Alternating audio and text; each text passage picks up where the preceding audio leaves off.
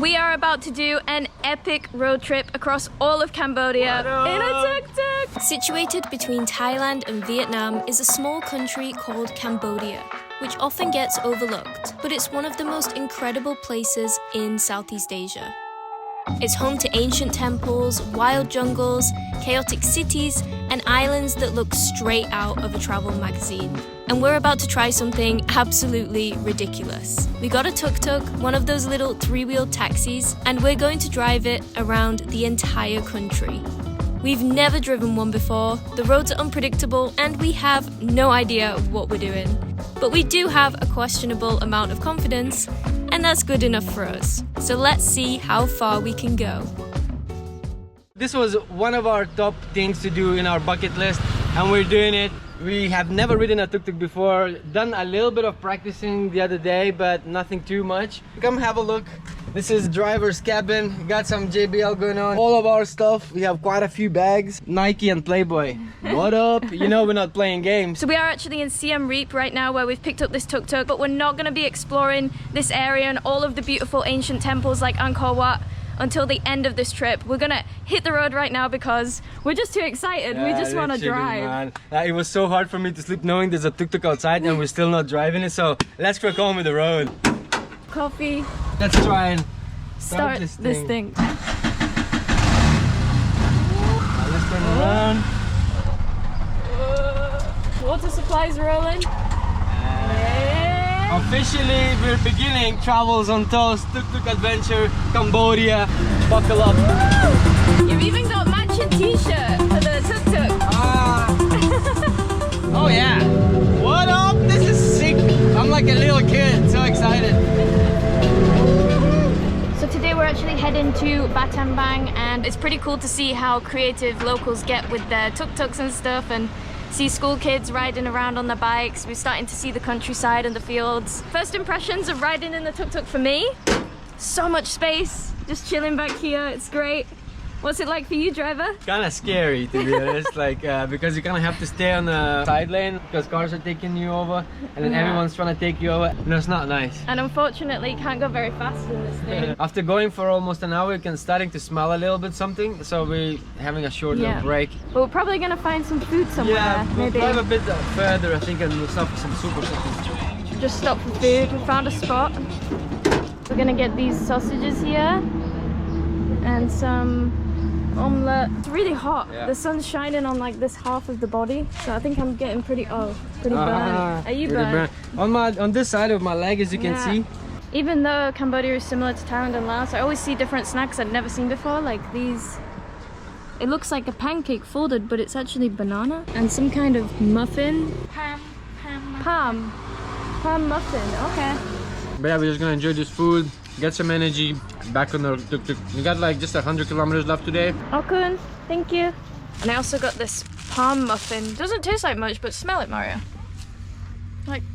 It smells like moonshine almost. Yeah, it smells like alcohol. So we just quickly stopped for some gas, and they actually use a thing called LPG for tuk-tuks, which is basically cooking gas. Yeah, so you don't use what petrol. It is, it's like pressured pipe. You couldn't fill it in yourself, so because the way it is. So it's like kind of like pressured pipe, and you can only get these in LPG petrol stations. Yeah, it basically goes into this thing right here. Yeah? Oh, come on, chân vô nhặt đây thì vô.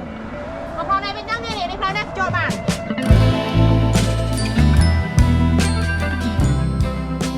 So after the lunch, we just drive into some really lovely local neighborhoods, pretty cool, different environments, and then last bit we just smashing loads of motorboat for the hour, and then we actually have arrived to Battambang. And yeah, first day completed. So far so good. We didn't crash. Yeah, tiring though. It's so hot in Cambodia during the day. I know. Ridiculous. The sun is shining in. I know, it's really hot, pretty thirsty, so let's check in. I can't wait to grab a little beer after the first stressful day driving this. Lucky hostel.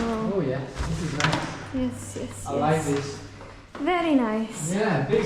Wow. Big old room, 2 beds, and a balcony. Like, what else can you ask for? Quite spacious. $9 a night. Yeah, that's weird, is that it? Yeah. Oh, that's cheap. Pretty good. Probably gonna drop off our stuff and maybe head back out, go for a little extra drive.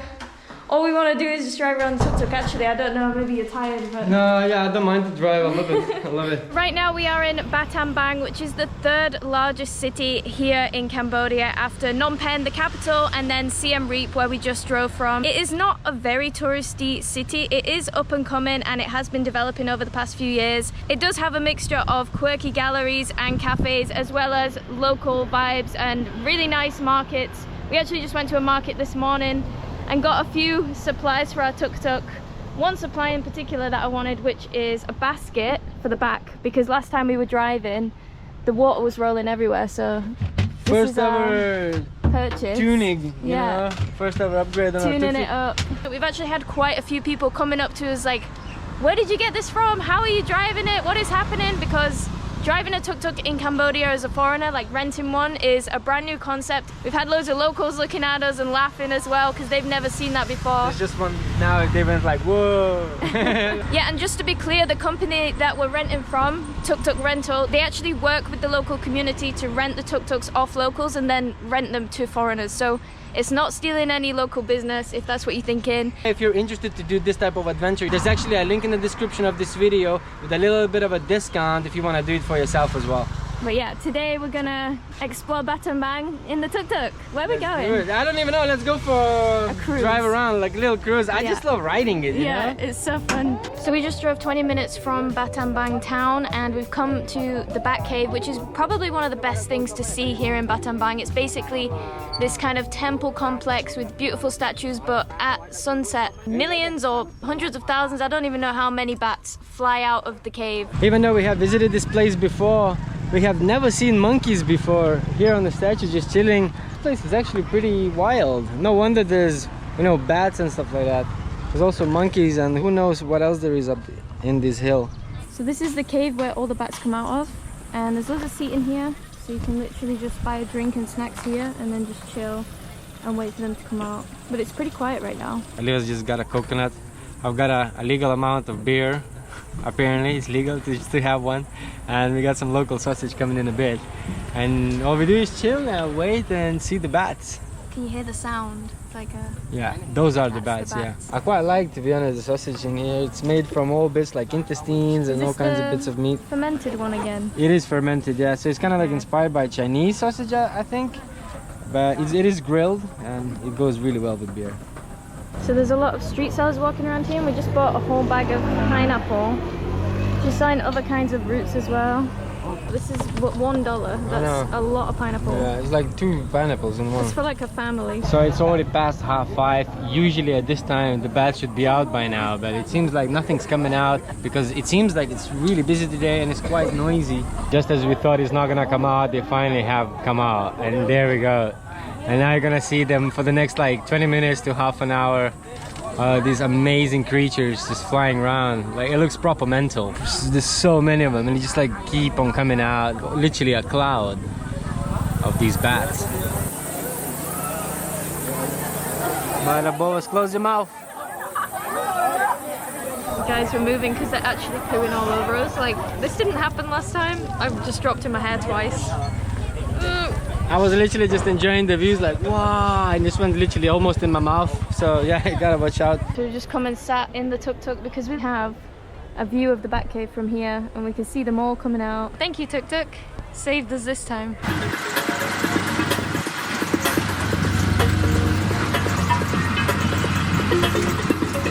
We just drove back to Battambang and it's actually dark now, but we actually really like Battambang at night because it's all lit up and it's really nice to have dinner by the riverside. So we're having a hot pot. It is fun to like hang out and mess around because once you get a bit of food, then you're like, okay, I can slowly like munch on it and cook it. Yeah. I haven't even tried it, to be honest. The broth is really good. If you're ever in Battambang, come to the spot that's all lit up neon on the river.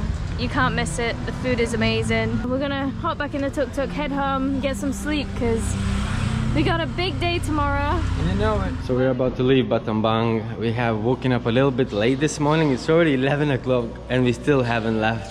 And it's a really, really big day today. Really long and really challenging. Our next destination is Siem Reap, I think, but maybe we go further. It's somewhere kind of in the national park, so it's going to be a lot of jungle, a lot of views. pretty excited to get off the beaten path. We've just driven 20 minutes outside of Battambang to a place called Banan Temple, which is some ancient Khmer ruins on the top of this hill. They looked really nice in the picture, so we thought we'd come and check it out. We've left our tuk-tuk here with our bags in. We took our valuables, but we've rolled all these down to keep it, you know, discreet. It's nice for in case, you know, it's windy and cold, we can roll these down. Yeah. It's gonna be much warmer. Yeah, and these ladies are gonna look after our tuk-tuk for us. Thank you. Get some food right here.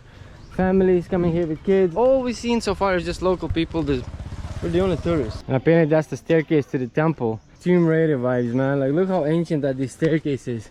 Then you have these statues. It's the same people who built Angkor, built a lot of these in the local area, including Southern Laos. I can't stop but wonder what this was like years ago when it was first built, when, you know, this was thriving. It looks kind of wonky because it's so old. It almost looks like a Jenga.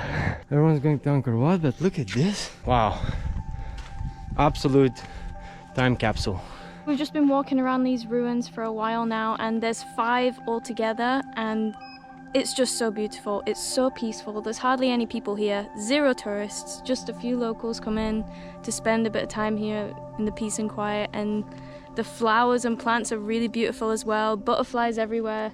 Seriously, I think this is some of the best ruins I've seen, aside from obviously Angkor Wat. If you look from above, all you can see is just some plain fields, and then there's this mountain surrounded by jungle, and in the middle of it you got this beautiful site right here. So it feels like it's very strategically built. I feel like it's maybe because of war, you know, like trying to avoid invaders and things like that, but it does seem really strategic location, and it looks pretty epic. This was actually only $2 entry each to get in here, so really affordable in comparison to other Khmer ancient ruins in Cambodia. But I feel like we're going to be seeing a lot more of this kind of thing as we go off the beaten path and try and discover hidden places like this. But yeah, let's crack on with the road.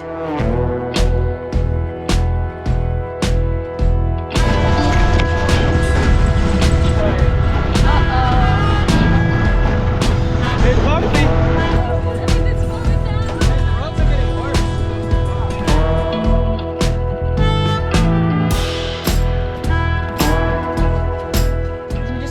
This really bumpy road, and it's starting to get thinner and a little bit muddier as well, but the surroundings are just so beautiful. I look at these rice fields all around us. Such a nice area. Tuk-tuk feels a bit wobbly. I'm hoping the wheels are okay. I think it's because the whole thing is kind of hard, and this road is so bumpy, it feels like something's wrong with it, but I don't think there's anything wrong with it. So hopefully we'll make it down there. We just need to crack on. But yeah, this road is really nice. This is what we wanted, driving through the countryside. We made it to the main road. Concrete!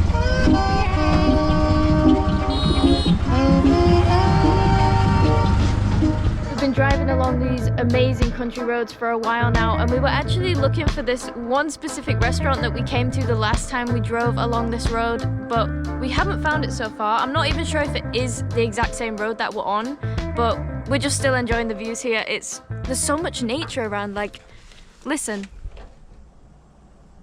All you can hear is the trees. Bit of traffic driving past, but literally the roads are so empty. And we're actually gonna head to this place that we found on the map that's like a camping place. A lot of the hotels that we looked up on the map so far have not really seemed like they were open or anything, so yeah, hopefully. Let's hope we can check in somewhere tonight. We've got about an hour of daylight left.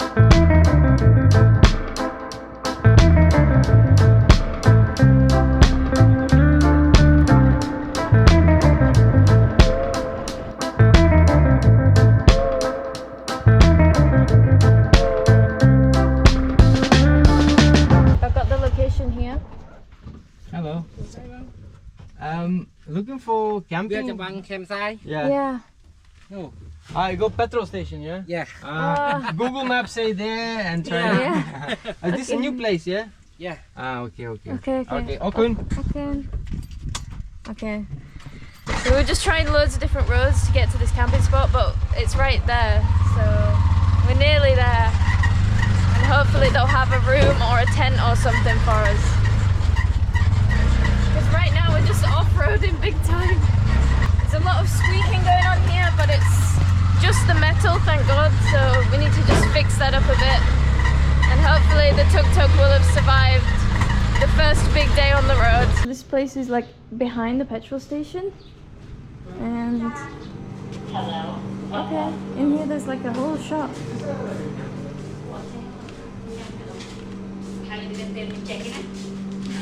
It's through here, yeah? I would assume so. A little bit difficult to communicate because nobody really speaks English in this area, but we got someone on the phone who explained where there is some nearby gas, which is good because we're running out a little bit, we're running low, but right now these ladies are just showing us to our bungalow, which is surrounded by nature. This is our place where we're gonna check in. We were gonna check in into this cool looking tree house, and it does look really cool from the outside, but from the inside it's just two single very thin mats, and that's it. So we just chose this place instead. Has like a little terrace in here, and this is the room. Have a look. Take off my shoes. Yeah, literally quite much more comfortable mat. Got kettle, water, some towels, and a private bathroom. The other bungalow doesn't have any of it, like no bathroom, no nothing. So even though it does look cooler from the outside to sleep in a tree house, it's actually not as practical, and we just want to be as comfortable as possible after today. We were getting a little bit stressed about the gas then, but we found a spot. LPG. We were on red light as well. Oh man. That was stressful, but it's all good. Now the last thing to do is just find some food. So we were looking around, but there was not much in this village, and we stopped at this place for soup. I'm pretty sure it's going to be one of the best soups we've ever had by the taste of the broth, right? And you've probably seen in the past, like, we love Thai boat noodle, and Olivia was like, I'm not gonna get it because it looks like it's blood. And then I got it, and it's original Thai boat noodle. Yeah, it looks so good. It's so freaking, I'm really sorry, babe. I've still got an amazing soup, so we're gonna eat this. This is actually our first meal today, and it's 5 p.m. The sun is already setting, and we're just on time after having this lovely soup. Literally boosted our mood.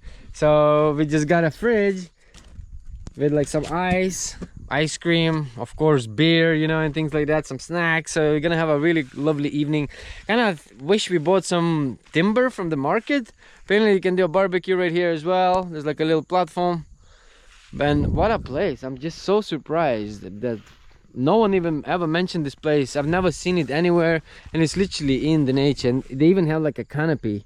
You can climb up and just chill here. Probably watch the wildlife. I have no idea, but it does look like there's a lot of wildlife here. Not a noise of any kind of vehicle or people. It's really chilling. We asked a woman earlier for wood, and he's just brought some. Yeah, thank you. Okay. So now we can have a fire. Yeah? Oh, yes. I'm even more excited now. We can have a little campfire here in the nature. The tuk-tuk and the sunset. What a spot. Like earlier when we were driving through these crazy roads, we wasn't even sure where we're gonna stay, and I feel like this is the best option you could ever happen. Really, like we're so lucky to just find it like that randomly. The village we were gonna stay in called Samlut, all the way back there, it was just one really busy dusty road, loads of like basic hotels, but this is really what we're all about. It's almost like camping but luxury. I know, right? Well, this is the best first day of this trip, well, second day. But the real proper off-the-road adventure has now begun. Today we're going to be hitting even deeper roads into the jungle, into the national park. It's going to be even more remote. We're all packed up and ready right now, and this time we have a new thing we're taking with us. Basically, guys, we filled up this ice yesterday and it's still full of ice. It means this fridge that he gave us works. We're still gonna ask him if it's okay to take with us. If not, we'll just probably pay a couple bucks, but it's a good thing to have. So we have ice now in our ride, man. Anytime you want cold drink, nice cold water in there. I'm not sure how the tuk-tuk's gonna do, but we have no choice but keep going and finding out for ourselves.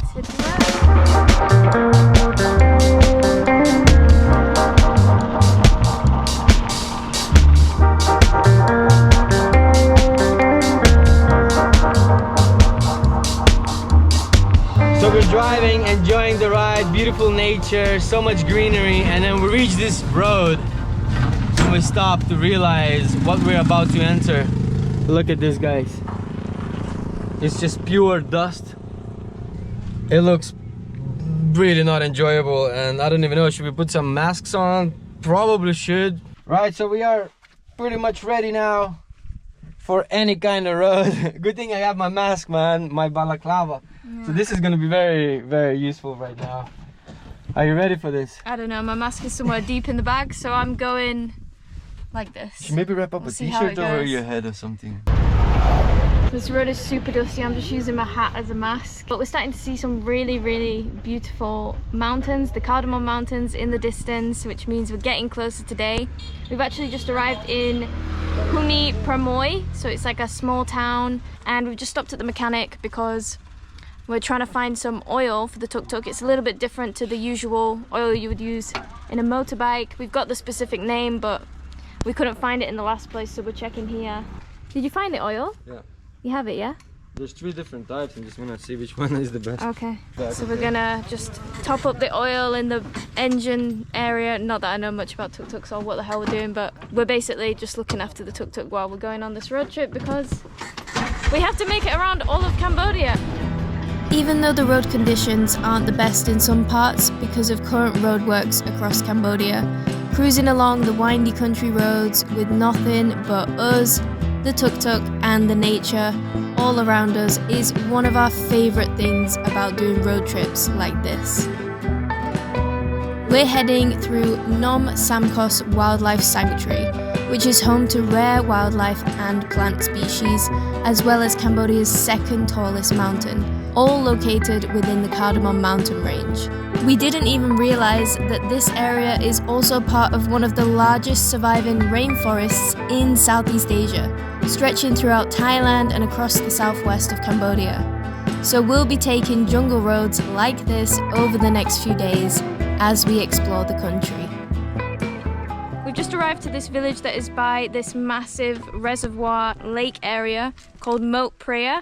One of the main places to stay here is called Osem Cardamom Community Centre. It's where most tourists stay, and last time we came here we stayed there in hammocks and there was pretty much nobody else there. But we actually just went to try and check in there just now and they said it was full, and to be honest, this whole area looks completely different to just 2 years ago. There's loads of new hotels, loads of cafes, the road is new, and yeah, it seems a lot busier and also a lot more expensive. We just tried to go to these bungalows and it was like $40 a night. Can totally understand why, because they were really nice right by the water, but it's a little bit out of our budget. We're trying to stick to under $25, so we've come to these other bungalows here, just by the water, but we can't seem to find anyone. Yeah, that's a shame because I really like this place, especially near the water. It looks really cool. I don't really know what the price is either, but let's drive a little bit around. Maybe there's like another building somewhere in the area nearby. It's $30 and it looks really nice. And we might just spend that bit extra. She's coming with us to get the key now. And these are the bungalows. And it doesn't really look like anybody else is staying here right now, which is really nice compared to the other ones. It's really busy up there. And it's kind of away from everything. Yeah, it's pretty good. Got a massive bed and table. Yeah. Got a fridge, kettle. Oh, got a fridge. Okay, yeah. Okay, that's good.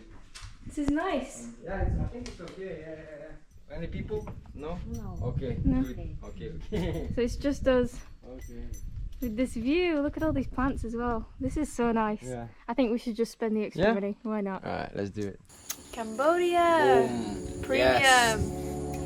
Woo!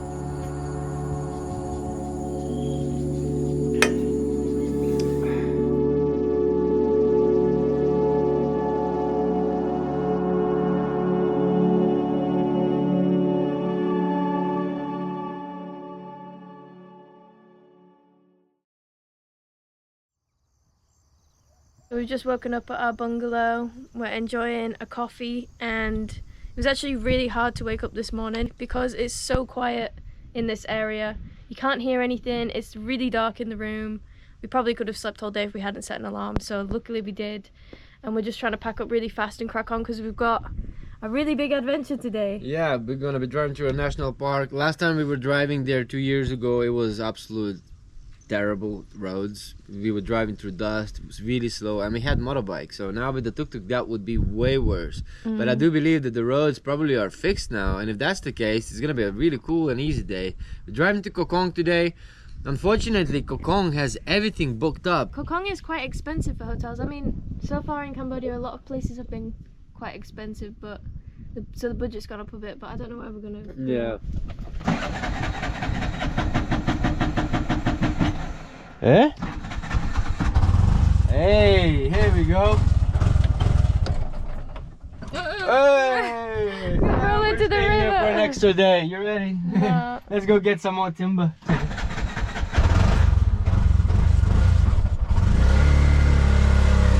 Goodbye, guest house. It was a nice stay. That was a nice day for sure. We can't find any LPG gas for this tuk-tuk, so the local just decided to help us and take us all the way to a LPG station. Because none of it exists on Google Maps. This one. There we go. LPG. He's going to get some gas anyway, so. The road to Koh Kong is one of the most remote in Cambodia, with not much around but trucks and a lot of dust, so masks were definitely needed. However, we did actually see a guy walking along and gave him a ride.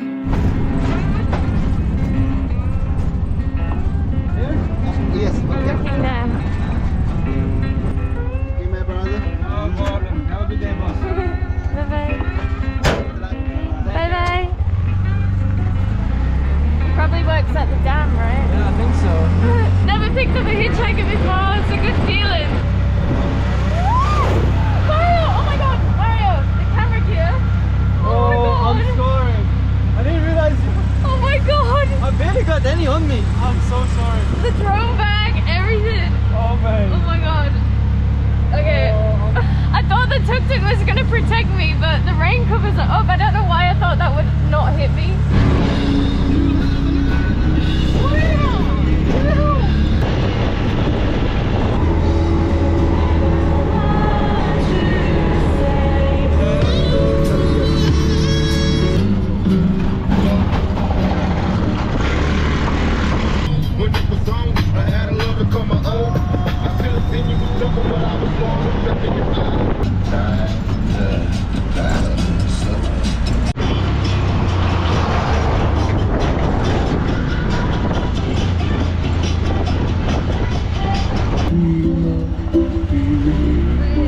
Why is this song playing right now?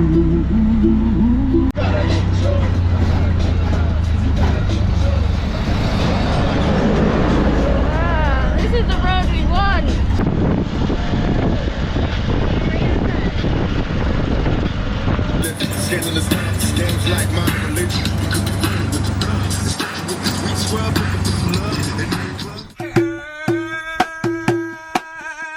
The jungle along this part of the journey is immense, and there's not a single cafe, restaurant or village in sight.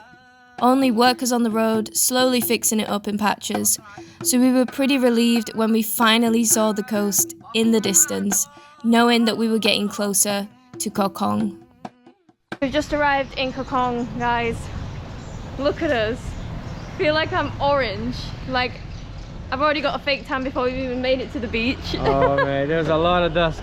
I'm gonna show you the panel of the tuk-tuk just to have an idea how much dust there is. So this is my panel, and look at this.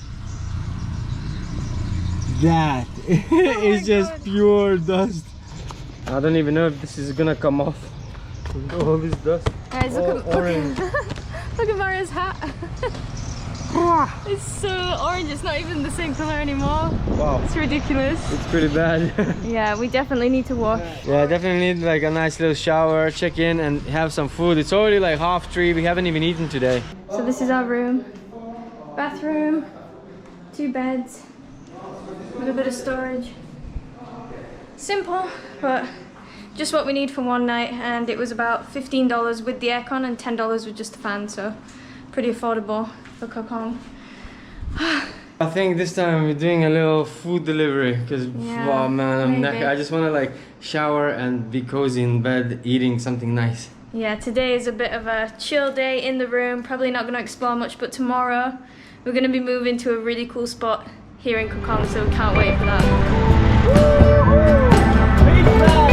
The next day we headed out of the main town and towards the beach to a place that has bungalows right on the sand overlooking the water to get our first taste of Cambodia's coastline. So this whole coastline here in Koh Kong is actually focused on local tourism rather than foreign tourism. So it's definitely a hidden gem if you want to get off the beaten path and see another side of Cambodia that not many other tourists do. And yeah, we had a really good stay here. The weather was a bit cloudy while we were here and it did rain a little bit, but we were just chilling at the bar, having a couple cocktails. Mario even did a bit of DJing in the evening, which was really fun. And the owners were actually really nice. They recommended some places in Cambodia that we've never heard of before and some brand new places that are only just up and coming here in Cambodia. So we're really excited to go and explore them and get back in the tuk-tuk. It's gonna be fun. Mario's just doing the daily checks on the oil. How is it? Nice and clear. Good? We are full, ready to go. Yeah, I'm excited. I've been missing riding in this. It's a bit dirty. I tried to clean inside, but I feel like it's just gonna get dirty again today where we're going, so yeah. Let's smash up some bangers and go. Goodbye, Young Lad and Free. Really nice place, guys. If you're ever in Koh Kong area and want a beach stay, this is the spot.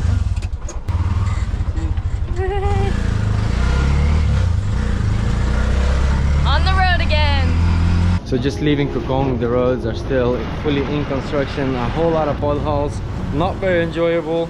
We just stopped for some food in a local restaurant. So it seems like a little buffet or something like that, but seems alright. And yeah, just get some energy, crack on with the road. Apparently supposed to be the other half of the road much better, so hopefully that's the case. Wow, Is that pork? yeah, oh, that looks good. This is fun. Wow, Lots of different stuff. yum. Really delicious looking food. Yeah. Just stopped for some gas along this road. So far the road has been pretty mixed. Some parts are like completely done. Some parts are just really, really bumpy. But I think in a couple years it will probably be fully finished. It's all the way from Mok Priya, where the big reservoir lake is, all the way down to Sihanoukville. Loads of construction going on. And today we're actually heading to Chipat, which is an ecotourism community village. It's a bit off the main road. We're not entirely sure what those road conditions are going to be like. It's kind of a gamble today, so we're going to find out. So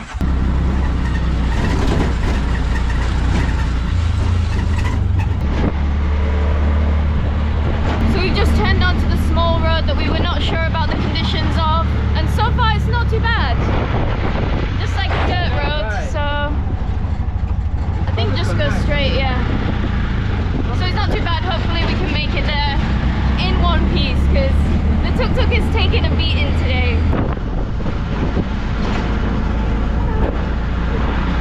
The path just currently turned into sand. I'm not sure if we can even go this way. We kind of don't want to risk it because this isn't our tuk-tuk, it's a rental. And it's not mainly that. The main reason is that you could get stuck in the sand, and obviously cars don't go here. There's only motorbike tracks. And I've seen roads like this when I went to do jungle survival back in the days in Laos, and it would be the same road, like the beginning of the road into deep jungle. So I'm like, this might not be the right road. We'll see if we can find it. If not, it might not even happen, who knows. So this road, Chipat. Okay. So this no problem. Okay, okay. It's okay. Really? Ah, okay. Okay. Okay. Right. We have to go this way. He said that is the way and the tuk-tuk's okay. I mean, he literally lives here, so I'm gonna assume he knows the road is okay. In the end, we were arguing about it, trying to decide if we should even try and get here or not, because the sandy road, and then we just drove along it for 2 minutes and the road actually turned out pretty okay. It's bumpy in some parts. There was one point where Mario's head smashed the roof a little bit, but we're here. Oh, here's the ferry. Look, it's already going there. So the river looks like proper strong, you know, big old river. And you can see there's a lorry truck on that ferry. So I'm guessing we just missed it. We need to wait for the next one and probably get a ride in. I don't even know if you buy the tickets anywhere or you get it whilst you're on the boat. I'm not sure. for some reason on the other side of that river, it seems way more development, way more stuff happening. And even though all of that is just full-on national park. Yeah, I can't wait to get there now. After a long wait, the ferry's finally arrived. Hello! People seem really nice. Loads of people just got off the ferry. So now it's our turn. We're gonna drive on. Okay.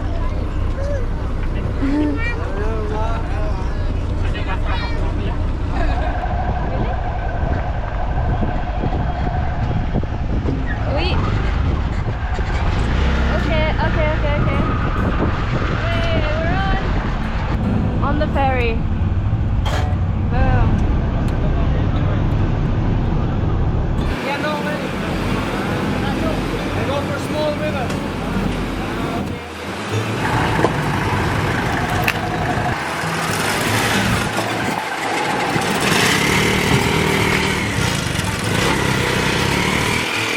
Let's go! We made it to the other side. Only 10,000 real, like a couple dollars to get across. Now let's go find somewhere to stay. Yeah, let's do it. We've just come to the place that I wanted to stay, but I tried to message them online and they didn't respond, so I thought maybe they were full, but they're not. And we have our little home here for the next couple nights. We're staying at Cardamom Cottages, so this bungalow is $15 a night. It's obviously, you're in the jungle, so it's a little wooden bungalow, but it actually has everything you need. Got a really nice balcony out here, big bed, fan, net. It's a really nice room, and we also have private bathroom as well, which is really nice. There is cheaper homestays here for like $4 a night, but they are really, really basic. You're just staying in people's homes, so it is budget friendly as well if you're looking for something that costs less. And if you're looking for something that's even fancier, like a nice lodge or resort, they have that as well. So really excited to explore this area. What about you, Mario? You don't want to leave the tuk-tuk? No. I'm gonna continue the road. He is attached to this tuk-tuk. It's comfy here. I'm getting hungry though, so Yeah. I'm gonna go look at the local menu in a minute. Yeah, we'll go eat soon. So if you're a tourist or traveller and you come into Chipat and you're wondering what there is to actually do here, make sure you come to the Ecotourism Community Centre, because this is where you pretty much organise any tour you want to do. They have all of these different options on the wall, so you can just come in and look. And then on the back they have the prices. So we were just looking at the kayaks. For up to 4 hours in a kayak, it's $10 for a 2-seat one, which is pretty good. You can kayak along the river, so we might do that later. But right now we're trying to figure out where we can drive around to see some waterfalls in our tuk-tuk, because we don't know how off-road it actually goes. So Yes, you can go to the waterfall by tuk-tuk, and yes. which Okay, one? that's perfect. Which one can you get to? This one, Yeah. rapid, yes. Chaiko Yeah, Pool? yes. This Yeah, one? the small road is okay. The car can go. Okay. Thank you very much.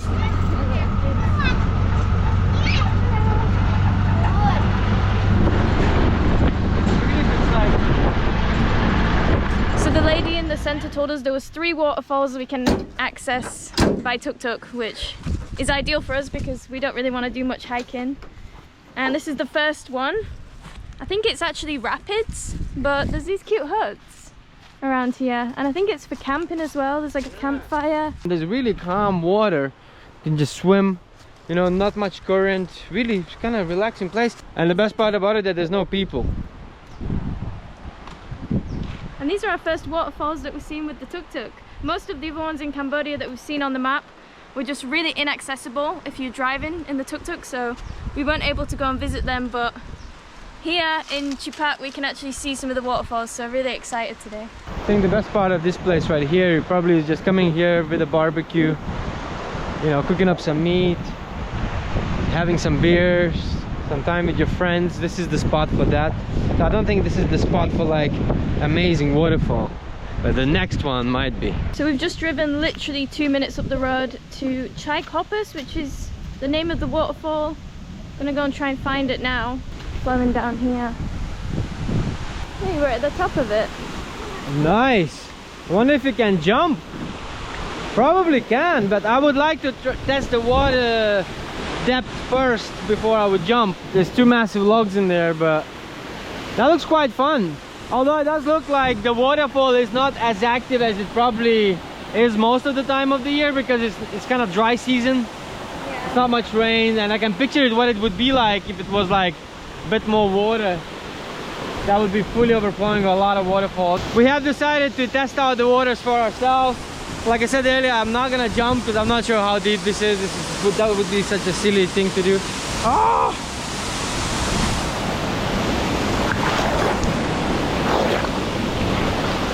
Woo! But I'm not sure if it's deep enough to be diving though still.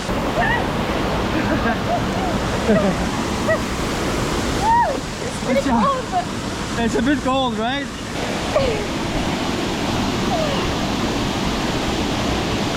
pretty nice. The only issue is that we completely forgot to bring a towel. It's freezing right now. His clothes are soaking wet. I think we're gonna head to the next waterfall.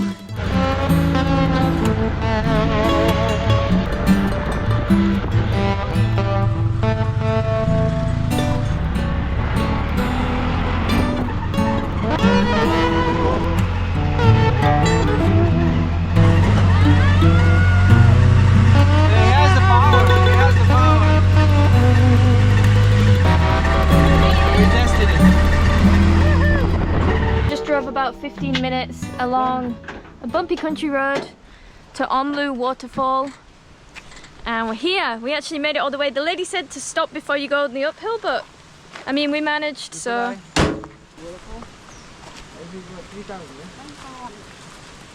okay, so there's a 3,000 entry fee, which is like less than $1 each. It's not much. It's probably to keep the area clean and maintain it and stuff.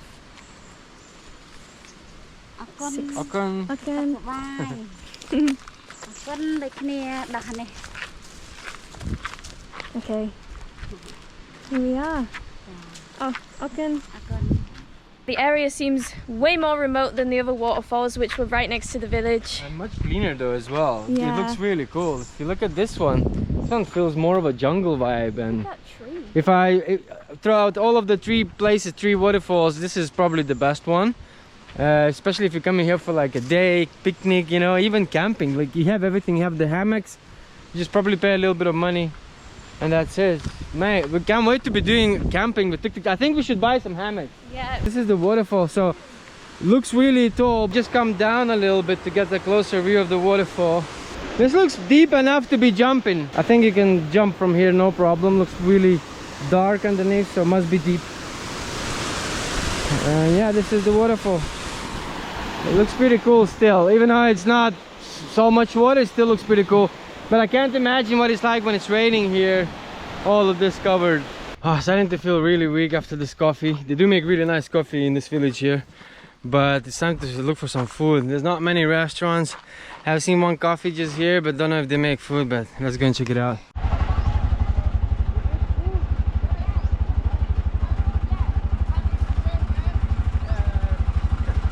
Okay, they do food here. Yay. So you No, do... we said everything. We can beer, coffee, drink, swimming pool at the back.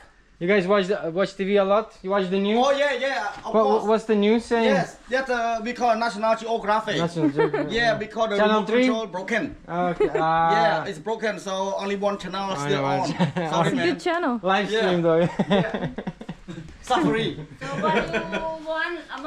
You guys want You to have go something there? to sit over there? Yeah. Oh, yeah. Look nice. Can we sit there? It's okay? Of course. This place is run by the people who speak really well English, so I'm assuming they do get tourism in here, and it seems like a place for tourism. Probably one of the more developed places we've been in this area actually. And we just ordered some local food. We were gonna go for some fried rice, but we got some banana leaf chicken. Smoked chicken, he said it's really good, so we're gonna try it. And basically this is where you can stay, guys. You can stay in these tents like this and camp on these platforms. But we're just gonna go grab a seat with the chair and a table, and hopefully we get some view of the waterfall or the river. Man, this is nice. Look how epic this platform is. The stop stay, here we go. Very nice platforms to chill, relax, even go for a little swim down there. I feel like it's a place you want to come with more people. Platform quite big, toilets, restaurant, everything. You know, they have power right here, like really, yeah, strong wood. Seems like it's been renovated recently. And yeah, pretty cool. But the one thing I cannot wait is freaking food, man. I cannot wait to get some food. You said 25 minutes, but we've been here for over an hour, absolutely starving, just looking when it's gonna come. Eventually he has arrived, and I hope it's worth it. But it looks pretty good. This is the whole chicken. We did order just half of the chicken, but they eventually served us the whole thing. Intestines in here, and these are like banana tree, I think. I'm pretty sure this is what I ate in the jungle in the past. Let me try a tiny bit just to see what it's like. Go for it. Let's crack on. I'm so hungry. Really good. Okay, we're gonna head back to the village now. We just finished the food. It was a little bit more expensive than we were expecting. It was like $20 for a chicken. Yeah, probably our fault. We should have asked before we just ordered it. But no, I mean, we did. He was kind of upselling it a little bit, so I don't know. Yeah, just felt a bit, yeah, not really worth the money for the food here, but the area is really nice. So, you know, I'm gonna head back to the village now and probably chill. So this morning, for a change, we woke up to absolutely beautiful, clear blue skies, and it's ready to go. I feel like today is gonna be a really nice road trip because we haven't seen a sunny day like this in quite a little while, so quite excited for today. How are you feeling? I'm happy. I'm excited to get back in the Tuk Tuk, and today we're going to a brand new place actually in Cambodia. I think it's only been open for about a year or two, and we're pretty excited to go and check it out. We're gonna miss this little cottage right here. It was a really chilling spot. We loved sitting out here on the balcony. Pretty sad to leave. Make sure both doors are properly closed. Yep, driver. Right, it's time to check out, but the place here was really chill. It was called Cardamom Bungalows. Cottage, sorry, Cardamom Cottage. Really, thank you very much. Thank you. Yeah, it was a really nice, relaxing stay. Oliver, Thank you. Thank you. Yeah, hope you have a lot of business in the future. Thank you. Okay. Thank you. Thank you. Enjoy your trip. Thank you very much, sir. Where Yeah. are you heading to? Nesat. Nesat. Okay. Yeah. Have fun. Okay, Thank take you, care. Thank you. bye-bye. Have a nice day. Alright, off we go. Hi, doggy. Kids on bike. Classic. Guys, there's been a terrible accident. Look. Hope the driver's alright. We got on the ferry, said goodbye to the small eco-village of Chipat to head to our next destination, Nesat village. Adventure continues. So for the past hour, we have been driving on red light on this tuk-tuk, stressing out, looking for LPG.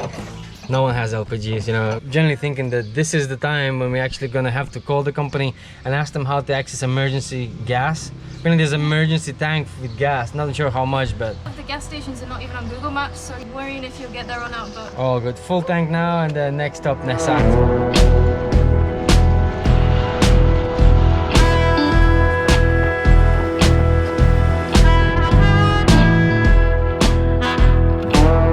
So basically we are in Nesat village. We just checked in, and you know, if you're wondering what is Nesat and the whole the whole idea of Nesat village is basically, if you travel longer, you might have known, like, there's this place in Cambodia in Otres beach. There used to be a lot of like backpackers hostels, businesses, restaurants, but what happened was that Otres beach have kind of demolished all of the businesses, and you know, all of these foreigners didn't have a place to go really, so they found this little quiet corner, which is the place here in Nesat village, and everybody's building it up. So the communities actually didn't know each other for many years. Really cool concept. This obviously still is building it, but there's still so many things dotted around, and we're gonna go look around a bit in the area. Are you ready? yeah, we're staying at Koh Rong guest house here in Nesat. Oh yeah, forgot to show the room. Yeah, so this is pretty much the most affordable place, and it's sick. It has everything. Everything's brand new. As you can see, it's all been built like literally recently. A year ago, I think. Yeah. This is a really new place. So we just went for a drive around Nesat village, and it's actually way more secluded than we thought it would be. A lot of the roads are just dirt roads there with a lot of jungle around, and then the little cafes, restaurants and hotels are kind of just hidden in the jungle. A lot of them are still in construction, and a couple were closed. So we ended up at Done Right, which has these beautiful domes. It's like permaculture made. So they're made out of like clay and something else.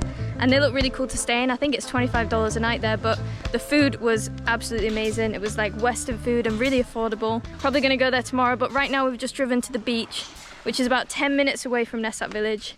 And here we are.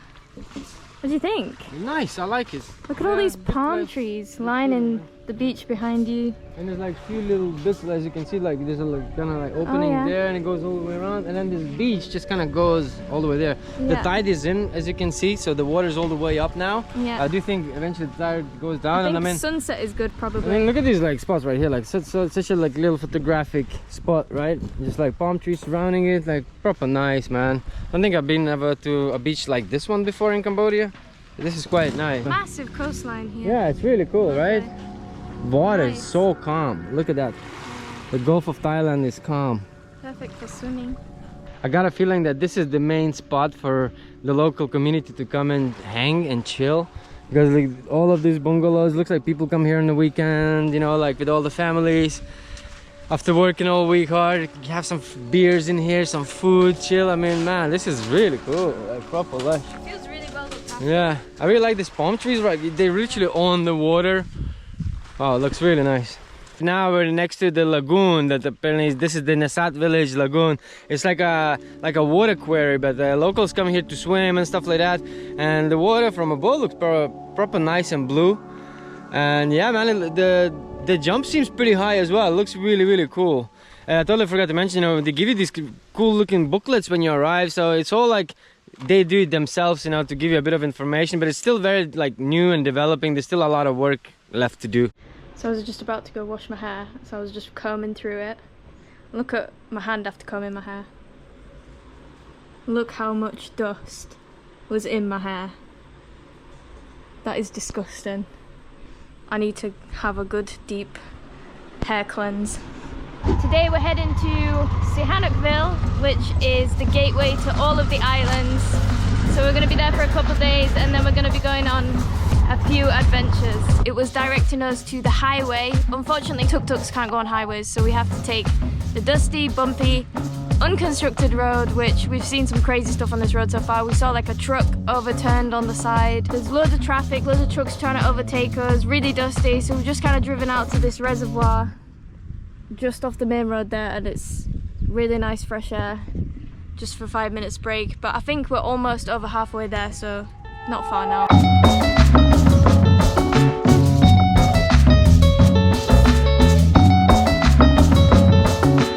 After arriving to Sihanoukville, we have checked in our favorite area in this place, which is the old Otres beach area. Parked up our tuk-tuk here, and I think we're gonna be chilling in this area for the next like 2 or 3 days, just to catch up with a bit of work, editing and things like that before we go to some islands. But man, I'm looking rusty as hell. I feel like I definitely need a trim, so I'm gonna go look for one in a second and go have a look at Sihanoukville as well. I forgot to mention where we're staying. We're actually staying at Om's home, which is a really cool place. Pretty cool bungalow, like really traditional vibes, like modern toilets, so pretty good. So it's gonna be pretty cool next couple days here. We parked in a pretty tight spot here, right next to our bungalow, because we didn't want anything to happen to it on the main roads. But I don't know if we'll be able to pull out. Oh, I have the lights on. The battery's pretty low. Yeah. Wait. Okay. Let's go and show you guys Sihanoukville and how it looks today, because it's developed quite a lot since we were here 2 years ago. You can't turn that way, but the map says you can. It's pretty confusing. So this is Otres Beach today. No more businesses on the beach, just palm trees, nice white sand. I think it actually looks quite nice. We've been chilling on here before. They serve like little street foods and stuff. And yeah, it's a great place for sunset, so we might come back here later. There's also a lot more tuk-tuk drivers here than other places we've been in Cambodia so far, and a few of them have been looking at us and laughing because they've never seen foreigners driving a tuk-tuk before. Every time we come back to Sihanoukville, it looks different. There's construction absolutely everywhere here, with some projects slowly being completed and some abandoned as well. Since the backpacker scene here has gone now, most tourists only come here to head onwards to the islands. So while we're driving around Sihanoukville, Mario just got a cheeky haircut. It's a There quick he pit is. stop. It was about the time. I don't know how good it is. I mean, Needed a shave as well because we forgot to bring the charger for your razor. I know. so- So anyways, feel a bit more refreshed now. Yeah. Alright, let's go look around this Sihanoukville, see what else there is. Shout out to Captain Barber over there. Pretty Yeah, good. everyone's like Indonesian there, like, hey, terima kasih. Yeah. So it's almost time for sunset, and we feel like here in the Sihanoukville area, the best place to come for sunset is Otres Beach. It is really peaceful, really spread out. You can always find a little quiet spot for yourself, and the sunset goes down right in front of you. So we're gonna sit over here. They have little chairs set up, but obviously you have to buy something to sit there. So we're checking what she's got. Yeah. Somtam. Yeah.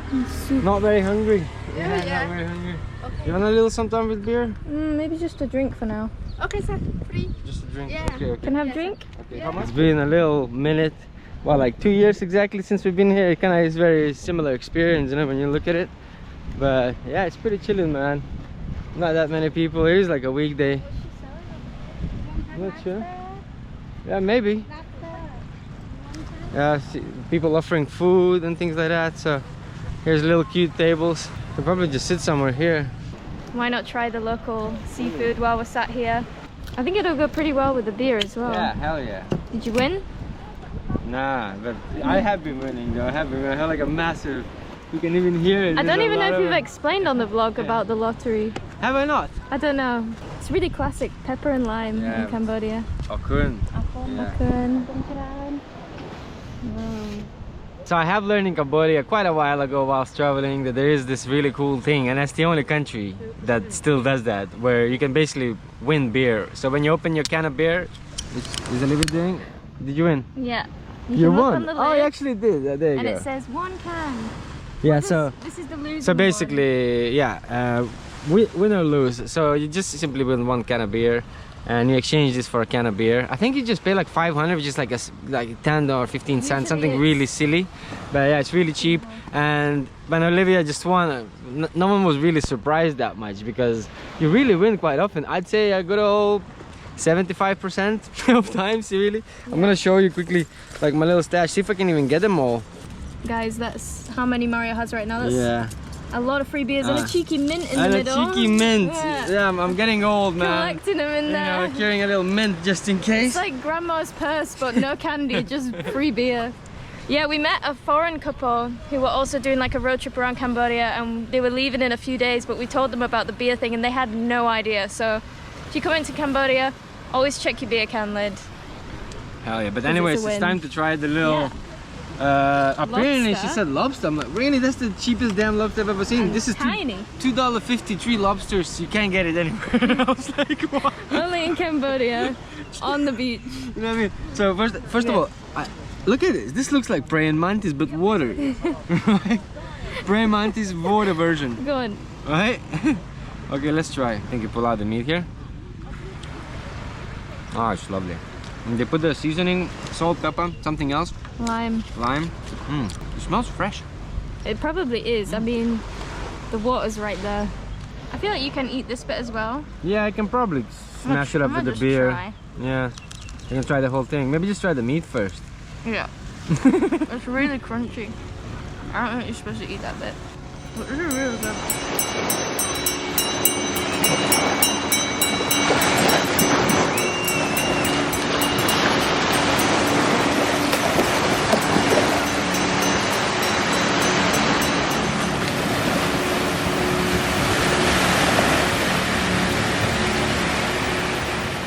So after the sunset, we decided to move to a place called Happy Paw Pizza. We know this place from 2 years ago, and this is what you get. Look, this is a $4 fish steak with loads of sides. We always come here for steaks and things like this, and mate, this is our favorite restaurant. Draft beer as well, literally. Yeah, This literally. place never disappoints. Prices are amazing. I generally do have to give a shout out to this place. Like, this is so good, man. Like, I'm just smashing up this absolutely amazing, beautiful fish steak here from the local seas. Man, it's so damn good. Wow, and for the price, you can't get any better anywhere else.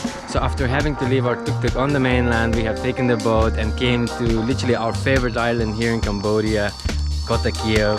We have been here in the past, and we came here again to see what it's like today. Every single time we're coming back, we're staying somewhere nicer. The first time we came here, we slept for 2 weeks on the hammocks on the beach, absolutely feeding ourselves to the mosquitoes.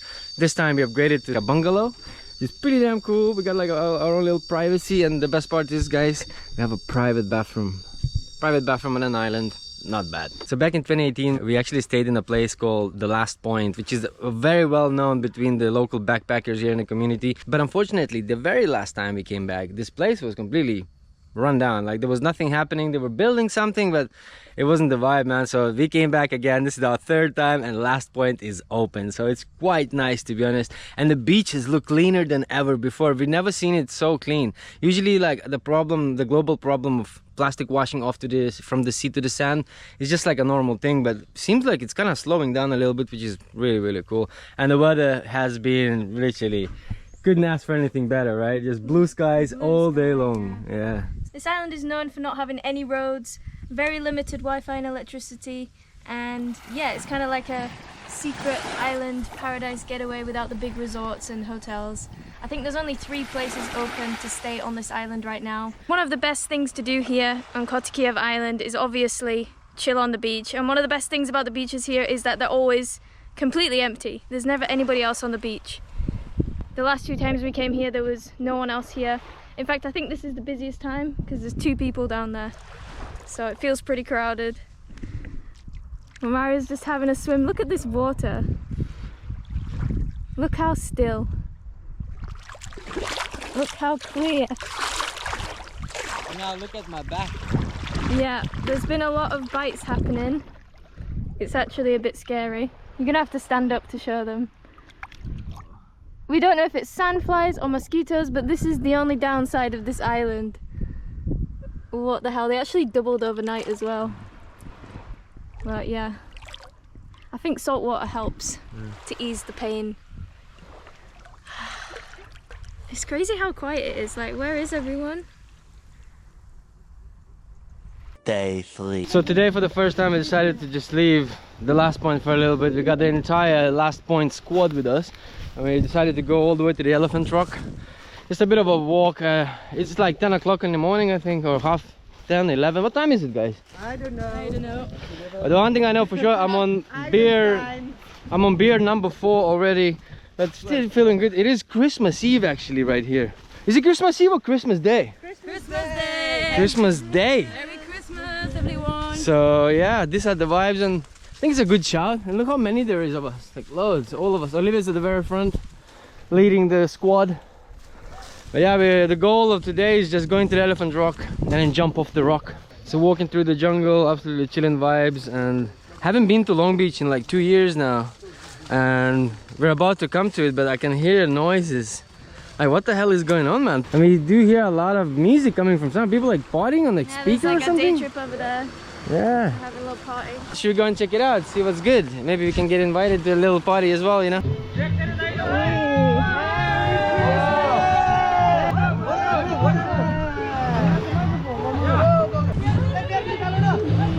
Yo, Last Point crew.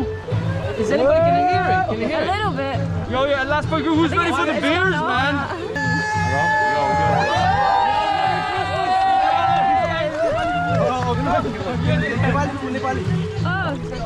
Where are you from? England. Yeah, Nepal. Just come back from Nepal. Giving us some beers, bless him. And they're actually from Nepal, which is pretty cool. We just finished hiking in Nepal. Kathmandu. I come back now. Oh my God, Kamel. Very nice place.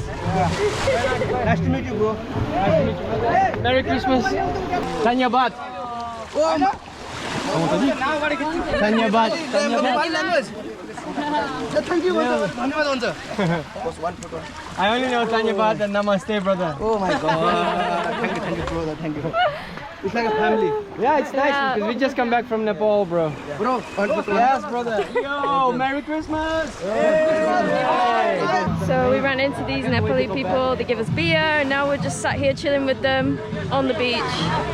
Pretty fun Christmas so far. They said they're here on some work holiday, so they've come here to Koh Takiev, which is a pretty random place to bump into a group of people from Nepal. He's just given us a mysterious bottle. Mario, do you want to try first? Try. like a mix. Let's go, bro. Shake that ass, brother.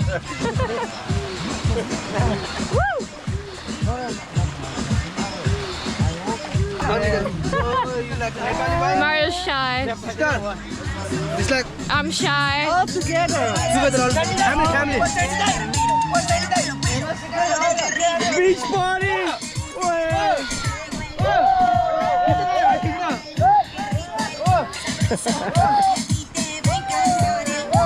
It is so crazy, man. You walk in here in Koh Takiev and you bump into a Nepalese boat. And this what happens. Merry Christmas, man.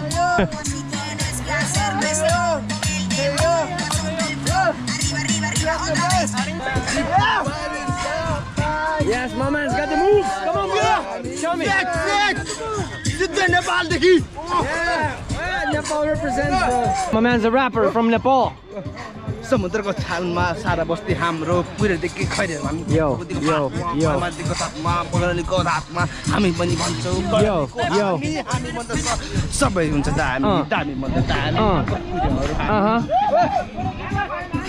just like a moon हामी राम्री कुन just like a moon भन्दा राम्री कुन Just like a moon. You think of the cave just like it's so soon. You're going here just right from Nepal. Drinking beer like you're going for all. Only 11 o'clock you're on 3. Beer's going all down there down the street. Drinking in here, we don't care with the Nepal crew. My man's got all the craziest truth. Just like a mean by what the queen.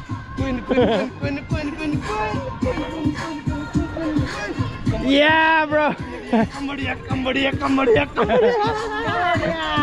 I just got onto the boat because some of us are just chilling in here. What are you guys doing? It's goat. Lamb or goat? Very good. Okay. Very tasty, but it's hot. So our plans to Elephant Rock has changed a little bit. We're actually going on a boat now. And we're gonna get a boat to Elephant Rock. My aunt here now. It's a boat. Right, so yeah, let's do it. Let's go on a boat, man. Like Christmas time. Why the fuck not?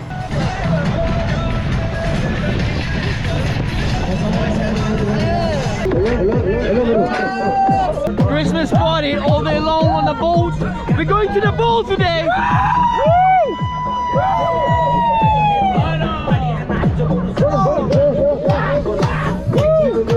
Don't forget to subscribe. Where you guys going? Elephant Rock we are there. Elephant Rock we are. Maybe. Nice. Did you get your tickets? No. Hey, wait a minute, I got tickets! Let's enjoy our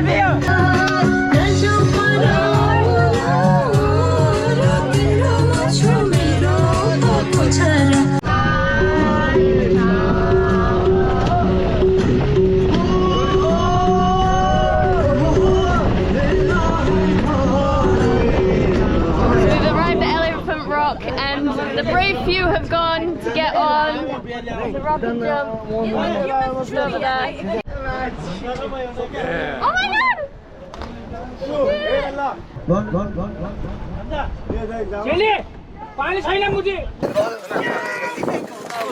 Why does he scream like that every time?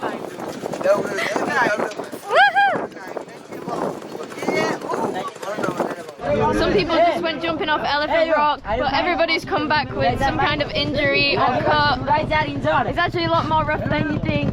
Got some plaster here. Are you okay, Mario? Cut my toe.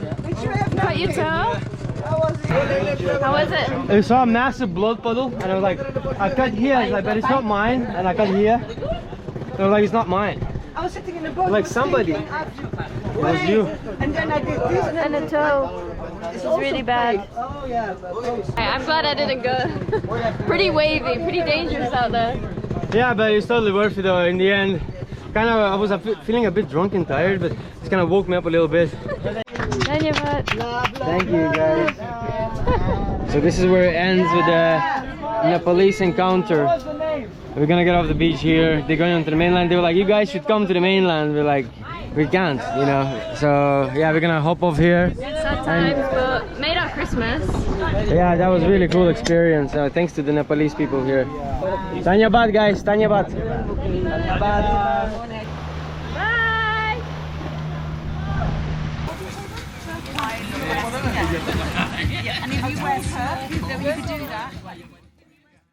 It's time to leave Koh Takiev and head back to the mainland to take a wavy speedboat to Koh Rong, one of the most popular islands in Cambodia. Unfortunately, we couldn't bring our tuk-tuk here, and our hangover did not appreciate the ride, but we were looking forward to exploring a new island.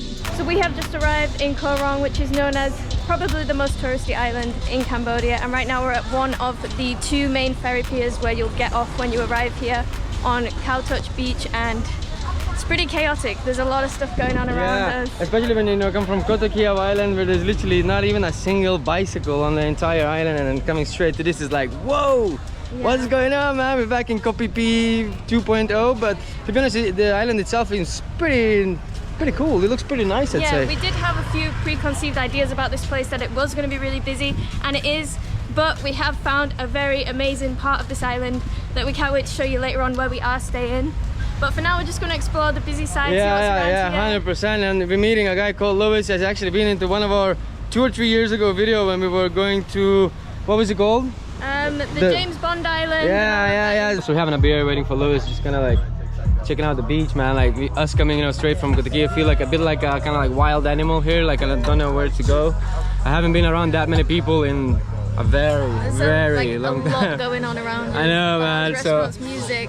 I think all you need to do is getting a little bit smashed, and everything just falls into place. You know how it is. But yeah, it's kind of weird, man. It's pretty cool though. It's a cool looking beach and stuff like that. It's known as the party island in Cambodia, and it's nearly New Year's, so it's gonna be a big one. And I mean, we knew exactly what we're doing when we were coming here, and it's New Year, so you know. Lewis, hey, what's up, brother? Our guide, the OG fucking DJ of this place, man. The vibe giver, the vibe giver. There we go. He knows everyone. We were just like all day here, and every like 1 minute, there's people coming up to him saying hi. So I do think we're with the right people. Yeah, I can tell you that. He's like our tour guide on this island. We're learning everything about Koh Rong. So budget traveling, you need a free tour guide. Let's go, yeah. Link in the description below, guys. Lewis. It's like a double instant coffee. Good boy.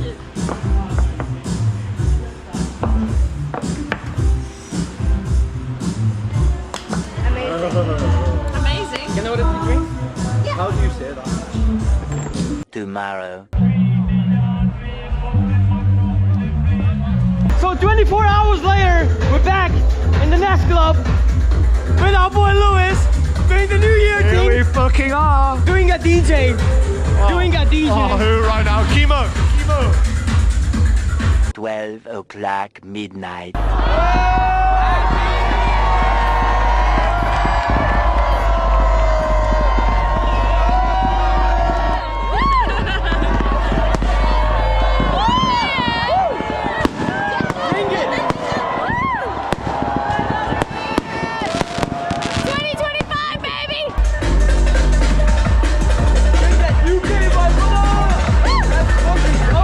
This is fucking sick, bro. It's been a long time. So after an intense rave where I literally lost my voice, we finally are back in our village, and we have been woken up quite early this morning. There was, I think, like a funeral or something. I'm not entirely sure, but like there's really a lot of like songs, relatively sad, and the same song's been on repeat for like the last few hours now. Some chantings and stuff, so not many of us slept very well, so still a little bit tired, but the village itself is absolutely beautiful. Like these bungalows where we're staying right now, they're just like over this water, like, and you see like a bunch of fish, people like go kayaking in here and things like that. And the other day we even saw an otter just chilling here. Everyone's like, what? Literally don't even need to go anywhere. That's our bungalow here. The otter was right here. Pretty cool to see that. And they're everywhere around here. You can spot them quite easily, so yeah, we're gonna probably go get some coffee. Yeah, I'm a bit hungry as well, so might as well just show you a bit of the village on the way. So as you can see, this part has been busy for the past few days. They're like building a brand new road in here. But if you walk all the way there, it gets really quiet. And when you come from the touristy areas, all the party areas, it's so nice to come back here because it's like super quiet. Can't hear any people, just some animals. Really lovely. So we've just come to our favorite fried noodle spot here, right by the bridge. She makes really good fried noodle. We just sit here right by the river. And our bungalow is actually just there. You can see it from here. But this is one of my favorite spots in this village. And it's one road all the way through. And then at the end is kind of like a dead end. But every single day in the morning, the tide comes in. So the water rises all the way up. It's a little bit scary when you're driving actually because the waves are kind of hitting onto the road. And this part always seems to flood. So every day it's really high water here on the road. And then it goes down again later on. But yeah, it's really cool to just spend some time in the local side of this island and see how people live here. And yeah, seeing the animals, wildlife. You can just kayak along the river and it's really peaceful, really beautiful. A good place for a hangover too. So we were actually staying in Prixvai, the fishing village, for a couple of days, but we decided we want to see all sides of this island. We've seen the party bit, we've seen the fishing village, and now we've come to one of the quieter beaches to just stay closer to the beach. We're at Coconut Beach right now and we've rented this room right here for only $10. There wasn't actually much available right after New Year, so this is literally one of the cheapest places that was available at the time. But we've got a bathroom over there, nice little outdoor area, and the beach is literally just down here. You can see it over there, so pretty good for the price actually. It's actually one of the cheapest places we found that isn't a tent. So the past few days it was really nice here in Koh Rong Island, but I felt like we wasn't very close to the island sort of feel, and now we're staying right by the beach and I'm starting to feel a bit more of the like natural Koh Rong. The beach is absolutely lovely, like many seas, barely any people. It's proper chilling, man, so cannot wait to just chill and enjoy this. We're right at the end of the beach, right where we're staying, and they have all these chairs just lined up here. Really nice. And then the beach is over here. It's such nice water, it's so clear. This is the Koh Rong that we heard about. It's gotten dark now. We just chilled a little bit on the beach, went for a little swim. Now it's dinner time and the owner said they're just gonna light up the, you know, the fire lanterns. So that's gonna be pretty cool. It's okay. Smooth. Koh Rong is actually a huge island with beaches like this one stretching for miles. So trying to explore it all on a time limit is a challenge, and a motorbike is definitely needed if you want to get the most out of your trip here. So it's actually not our first time coming to this beach. We were here earlier, but we didn't know that you can actually drive up here with a bike. On the way up to this beach, it says no motorbikes. It doesn't really explain you where, but apparently you can drive with a bike all the way to Lonely Beach. And we saw people driving, so we're like, okay, we'll do it next time. So we're driving up here, actually pretty fun road, man. A whole lot of sand just drifting, man. Yo, sick. I wish we just had a better bike than just a Scoopy. But yeah, it was pretty easy, actually, pretty fun road. And now we're at the beach. I do think this is probably one of our more favorite beaches here, the Lonely Beach. So literally this is the amount of beach we have, which last time we came here the water was further out. I thought it was actually going to be further out right now for sunset, but yeah, like a slither of beach all along. There's not that many places to sit. All the places that you can sit are taken, so not really the same vibe. It really does depend what day you come here on, what it's like, but we're gonna see if we can find somewhere to chill. If not, we might head back to our coconut beach where we're staying and just spend some time there instead. No matter how many beautiful places we visit, how many epic beaches we see, we still have to crack on with our adventure, tuk-tuk across Cambodia. And as much as we love to stay here, we have to bounce. Goodbye Koh Rong. I'm gonna miss this. I'm gonna miss the white sand. It was a little bit crowded, so maybe next time we come to Cambodia we'll go to Koh Rong, Samloem. We didn't get a chance to go this time. I think the beaches would be a lot quieter, but can't wait to hit the road. So finally we're back at the mainland, and it's so nice to see our good old tuk-tuk, but we didn't realize how dirty this thing is. The whole thing is kind of rattly, making a lot of noise, so we had to bring it to the tuk-tuk home. As you can see, it's a tuk-tuk service, so we're having like some professionals having a look at it. So as you can see, we're having a few things here apart. Basically, our whole cage is kind of rattling a lot and making noise. So hopefully we're gonna get rid of that. Get some fresh oil and tighten up the gear cable because it's kind of loose, the clutch. And then after that, hopefully we're all good. And we continue the freaking road trip, man. Except this time it's 2025 now. Yeah, crazy. So another thing that we wanted to do is exchange some of these lids because you basically get like beer basically for free. So what did we get, Mario? So basically I'm just winning beer. How much was this? $2 for 24 cans. Last time we were in Cambodia, I've actually had a lot of these and I was just giving away, you know. But now I just realized like how much value there is in these lids. Got about 24 of Gansberg brand. Probably about 3 24 packs of Cambodia brand. 3 24 packs. It's a lot. What? When we open those 24 packs, you're gonna win even more from the lid. So it's just like an endless cycle. Yeah. So You gotta love Cambodia. So we're saying goodbye to some of the best beaches in Cambodia and heading along the rest of Cambodia's coastline. And classic Cambodian road trip style, the roads are looking a little bit like this. Get down on it. Get away. Let's go.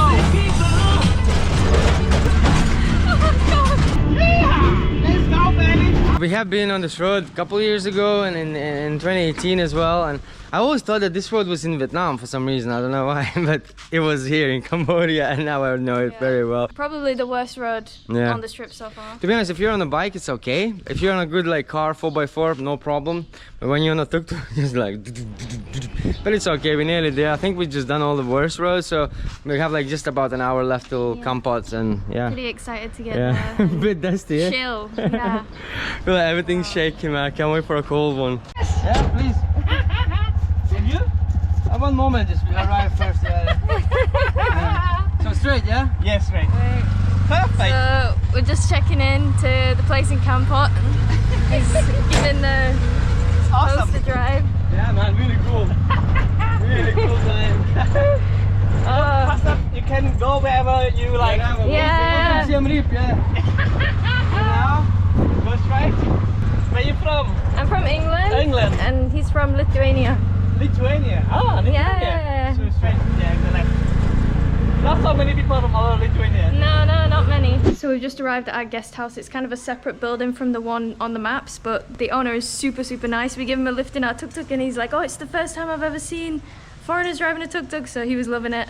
And this is our room, guys. This is $11 a night. Look at the size of this. We have like a whole, what it looks like a bus station waiting room here. Bathroom is also massive. It's not too bad, right? It's not too low. Crazy. And then out here there's also like a little mini area kitchen. I mean, you could literally live here. It's like a whole apartment. I can't believe it's only $11 like this. Best part is it's so quiet, and you know, coming from the busy islands and so on, that's all we need. We need some peace and quiet to edit, catch up with the videos, catch up with some work and stuff like that. So it's gonna be a nice little chilling few days here in Kampot, I think. About 5-10 minutes out the center, but we have a tuk-tuk, so it doesn't really matter. And yeah, I just can't wait to explore, chill. It's gonna be a good few days here in Kampot. So we just went for a drive around Kampot, and the place itself is actually really big. There's a huge river running right through the middle of it, but the actual old town city centre is quite small and compact, and the main thing to do there really is just eat, drink and shop.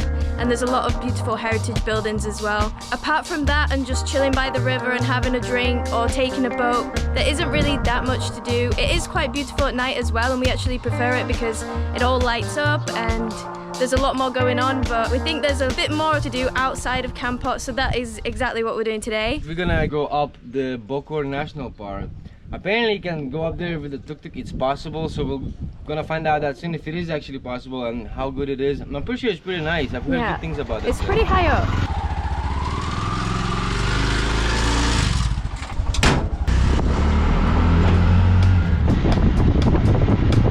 So we're just driving up to the national park. It was actually free to drive up as well, which is really cool. No entry fee.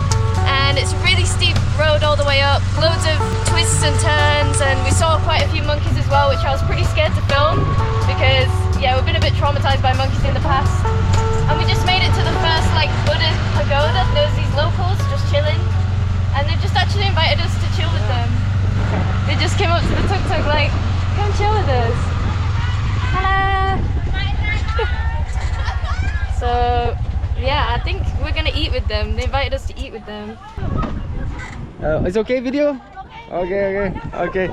Hello, Susadai. They're having a massive meal here in the mountains. Okay. And they just invited us to eat. You speak English? No English, no. Okay. No problem. Oh, look, they're giving us scope.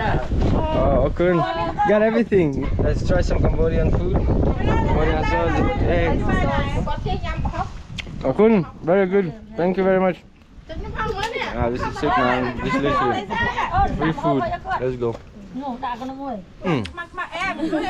Very good, yeah, thank you. This meal is getting pretty fancy. They've even got oysters here. Everything, literally.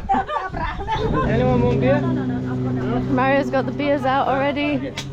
We have a whole box in the back of the Tuk Tuk for emergencies like this. How you say Cambodia? How? Cholmoi. Cholmoi.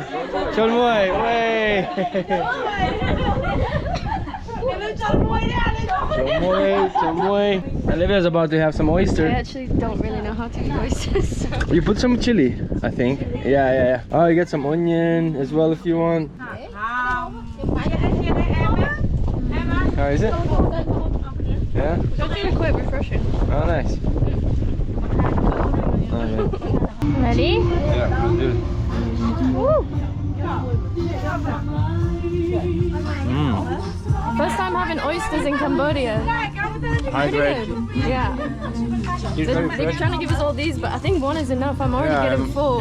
Yeah. We're being offered a little bit of every single dish. Now we've got raw shrimp. Yeah, so we got some boiled shrimp, and now we have some raw shrimp. It's definitely raw. In the chili. Yeah.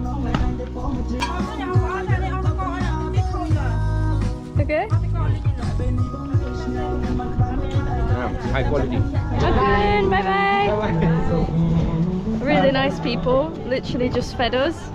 We gave them some beer in exchange. And they were, just really nice. Not much English.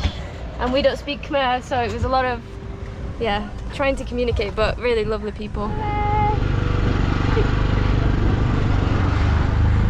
So we just drove 15 minutes higher up the mountain, and here there's no monkeys. The weather seems a bit colder, a bit breezier. We just arrived at this lake. Apparently there's a lot of things actually to do and see here. You can take like one of those little water bikes, water boats, whatever they are, and you can just like paddle around up in the mountains. Kind of crazy looking area. And we just drove past as well this massive mansion that I would totally live in. This whole area is actually really big. It seems like there's a lot of development happening. I'm not sure if they're redeveloping it now or if it was just abandoned, but there's even a gas station up here and shops and everything. So that's pretty useful for the tuk-tuk. I don't think these boats are in use anymore. They look really old. They look like coming from like the 80s. And they've been here since the 80s. At the look of it, if you look at it, it almost looks like kind of like a wild safari over there or something like that. So driving around, we just found this really cool looking place. It's right on the edge of the mountain. You can see these really old looking temples, but it seems like it's active. We do see like there's some Buddhist monks walking around, so I'm just guessing it's like some kind of monastery, maybe something like that. But the whole area in general, this used to be, I feel like, very popular place, since there's a 100-year-old casino still active right now. So I feel like this used to have a lot of action, a lot more tourism. And when we saw like these abandoned boats, you know, and stuff like that in that lake, I feel like there used to be so much more action back in days, but it's kind of died off a little bit now. But I mean, look at the views from up here. I know. You can see all of the Gulf of Thailand, I think we drove here just the other day from Sihanoukville. Yeah. You could see the water on one side, the mountains on the other. I wonder which islands are these. There's a bunch of islands here you can see. Huge drop. Massive. Yeah, go to the edge. That's so scary. Like, look how high up we are. This is so beautiful. It's so calm, and I didn't know this even existed. And after enjoying the beautiful Buddhist artwork, you turn the other way. And there's this massive hangar that they haven't finished. It looks like it's been getting built for a long time. Loads of like unfinished apartments as well. It's probably where people are gonna live. There's like a clinic. So I'm guessing the plans were here to like have a lot of people here, but so far there's not that many. So it's all kind of most of it abandoned. So just around the corner from the temple is actually this church. And it's kind of odd to see a Catholic church in a Buddhist country like Cambodia. Well, from the outside, it genuinely looks so run down. You've seen them churches like this in Europe, all over Europe, especially around Mediterranean, like very, very Catholic countries like Spain. This is just very normal, you know. But here to see one of them is a big deal.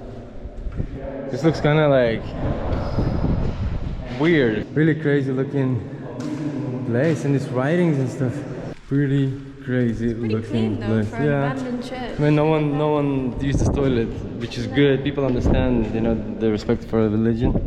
Here's the view. Wow, what a place. We're just walking and look who we meet. Hey, we met the same people. Hello. Yes, everyone's welcoming us. So they just finished their beer, must have went straight away to see the rest of the things that we are going to see. What an encounter. Goodbye. Yeah, some more views. And the last thing I think we have left is that abandoned hill station or whatever that is. Bye bye. You know people around here, you know what I mean? We know some contacts. So this national park overall is actually a little bit weird. There's just a lot of abandoned buildings. It's very spread out. There's like some development happening, but there isn't actually much information on a lot of the stuff. Like, it would be so useful if they put plaques outside each place explaining the history and stuff, because we have no idea what any of it is. So the people who are in charge of the tourism here in Cambodia, if you're watching this, put some posts, man. It makes so much better, this place, with some information, stuff like that. I think it'd be much better, but overall worth the it's fun in a drive. tuk-tuk, like driving up and stuff. Hell yeah, probably couldn't get any better vehicle than this. It's nice and cool up here as well, which is really nice for Cambodia. And there's a waterfall nearby, but it's dry season right now, and the pictures, there's pretty much no water, so we're not going to go there. We're going to continue exploring around Kampot province, because there's still quite a lot to see. We've actually driven around 20 to 30 minutes out into the countryside, and we've actually come to the pepper farms, because one of the most well-known things about Kampot is the Kampot pepper, and that is what we've come to see today. It's actually one of the best and one of the most expensive in the world. So I haven't eaten today, so the main thing I'm looking forward is to try it, to test it. We're at Bow Tree Farm, and they do tasting tours and like show you around the farm. There's actually loads and loads of different pepper farms around this area. We just chose this one because you don't have to book. So we're gonna eat first. Exactly how we wanted it. Thank you. So we just arrived here, had a nice little lok lak right away because I was so freaking hungry, man. And I had a lok lak with a bunch of pepper. We've done like a little tour around here, seen how the peppers actually look like, the plantations, the trees, you know, and like the couple different types of peppers as well. And now we're gonna do a bit of tasting in here. Apparently we can actually try some for ourselves. I mean, we didn't even know that all of the variations of pepper come from just the green pepper, and then they make it into red, black, white and everything. So we're trying the different peppers made here compared with the supermarket one to see the real difference. Yeah, maybe close your eyes, and then you can see which one is supermarket, which one it isn't. We're gonna make Olivia lick some pepper. Yeah. One is supermarket, one is local. Which one is which? Try it. You should lick it a little bit. We can look at it now. Okay, yeah. I think you can see, yeah. So this is one of them. This is one of them. Try the other one to see which one is which. I think I already know. That was supermarket. Yeah, boy. Immediately. What's the difference and what's the? How'd you know? It just tastes so much better. Well, like more flavor. Yeah. Okay.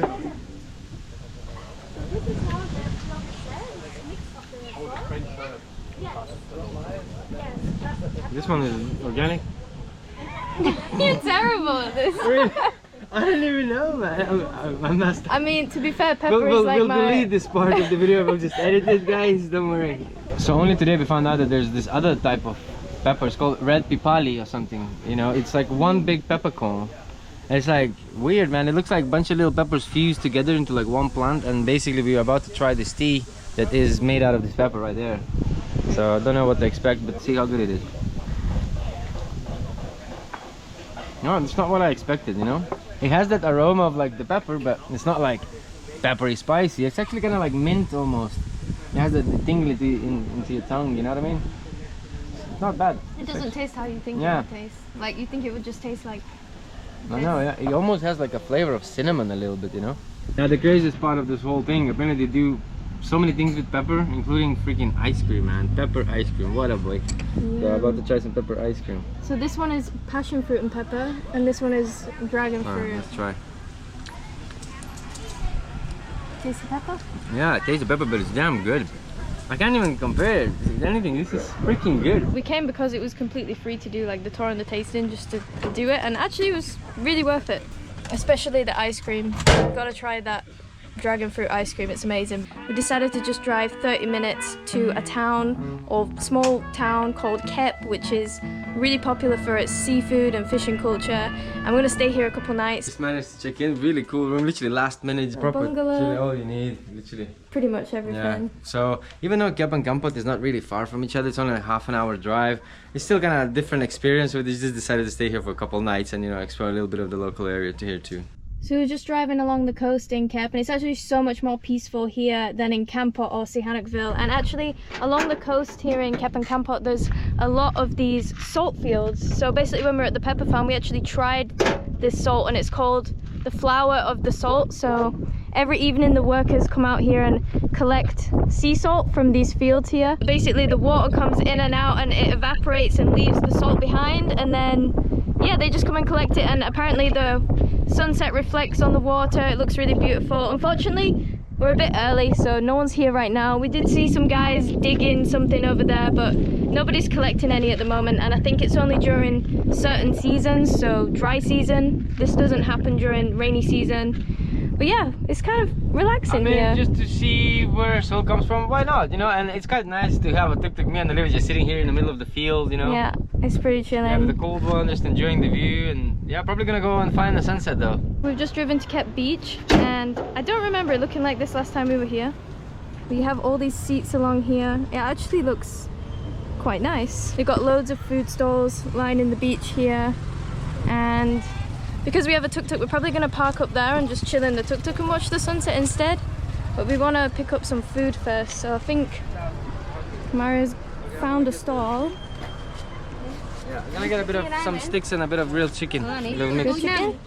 Yeah. Nice. So And they've got one each of each. So octopus, squid. Is this octopus? This is squid. Yeah. Oh, squid. Yeah, they're all squid. Oh, it looked like a little mini octopus. Okay, just these two. I think we're gonna try some seafood because Kep is obviously very, very famous for its seafood, mainly the crab. Actually, back there you can see it says "Welcome to Kep," and there's a big crab statue. It's like the mascot of Kep, pretty much, is crab. You can try all kinds of seafood in this area. But yeah, the beach is actually a lot more relaxed than I remember, and the sunset's gonna go down just here, so we're gonna stay for that, I think. We're having our little tuk-tuk picnic in here. It's pretty cool. Got our little food in here by the water. Always ice cold beers, because we just literally exchanged 2 more crates of the lids that you win. So yeah, I got like literally 2 more crates here at the back for later, and got many lids to exchange. I'm never gonna buy another beer here in Cambodia, I think, for the rest of this trip. We got so much beer. Yeah, literally, these are 8 times cheaper than in a restaurant, Yeah. 5 times cheaper than in a shop. If you Yeah, know, it's really damn crazy. good. Yeah, I want to try some of this like seafood stuff. Can I try is it mini octopus Yeah. or whatever? Yeah, I thought it was octopus, but kind of it's looks in like it, right? Like a baby one. But I mean, you're the sea front, you have to be eating that kind of stuff, you know? Oh, I think you need oh chili. yeah, oh yeah, oh yeah. For sure we need chili. Yeah. Oh, wait. I think you just dropped it on your pants. It's good. I always kind of feel bad eating octopus. I feel like they're such a like interesting beings, but Oh, it's so good. I don't usually that's like so squid. yeah, It's so good. that's good. I'm glad you like it. I really like mine too. It really feels fresh, and I love when it's extra grilled when it comes to seafood. Yeah, it tastes so fresh. So this was such a good shout to come here and just chill and watch the sunset over the water. We could actually see the local fishermen as well, setting up the nets in the water and bashing these sticks. I think he was trying to scare the fish kind of into the net, and now he's like checking it, I can see right now. And yeah, there's just little kids running around, watching the sunset, playing, and people eating everywhere. It's good vibes here in Kep. But I think we're gonna head back. It's getting dark now. It's getting darker. The sunset has been covered a little bit by the Phu Quoc Island in Vietnam. Yeah. An island that we've been there last time like 2018, a long Yeah. time ago. But yeah, no, it's time to go, I think. Chill. Whoa. Get them lights on, it's getting dark. Yeah. We're gonna head back and continue the road trip tomorrow. So today we're actually leaving Kep. We were gonna go to the crab market before we left, but the other night I actually had really bad food poisoning. I'm pretty sure it was from the squid, because it's the only thing that I ate that Mario didn't, and he was fine. So if you're gonna eat seafood in this area, make sure you get it from a good stall. Bye bye. But yeah, shout out to Peanut House. It was a really nice place here in Kep. Super nice bungalows, really quiet. Finally, we're kind of finishing all the most touristy places, you know, and I'm really happy that from here on we're gonna be hitting a lot of off the beaten path places, hidden gems, more local vibes, less tourists, and man, I cannot wait. I think this is gonna be my favorite part of this trip. Tuk Tuk's ready, we've got some new oil, ready. So let's go get some supplies. I got some ice supplies, liquids for the day. You gotta stay hydrated, you know what I mean? Put the waters in here. Nice. The energy drink, boom. Sorted.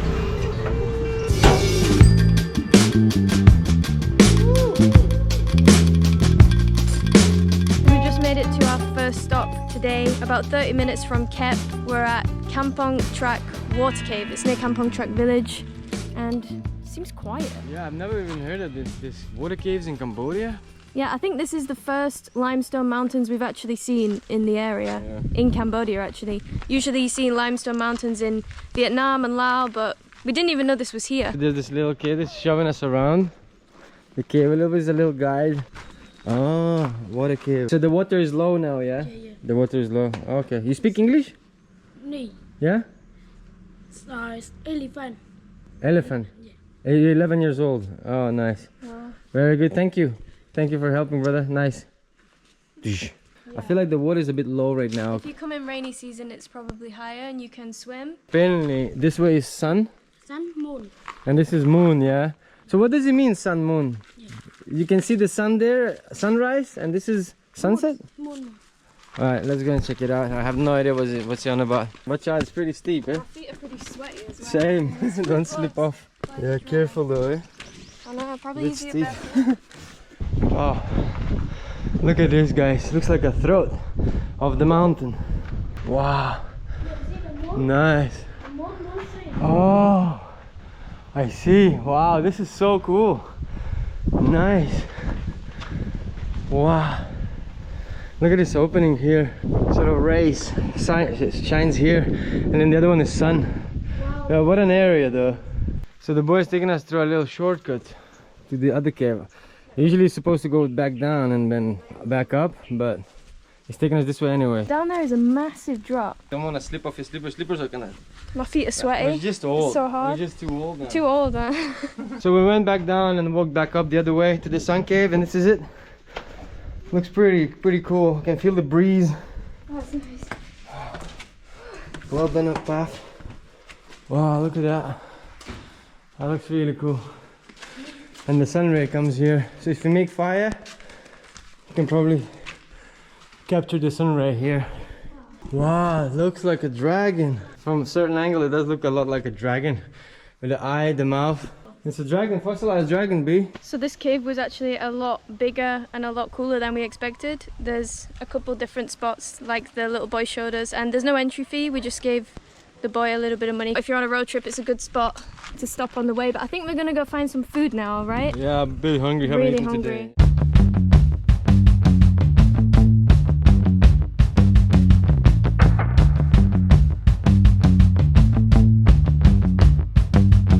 So we're just driving along the main road, which is a really nice road and surrounded by countryside. There's mountains, the limestone mountains we just went to, and rice fields as well, loads of palm trees, and now we're at a restaurant. We're gonna get some lunch. Yeah.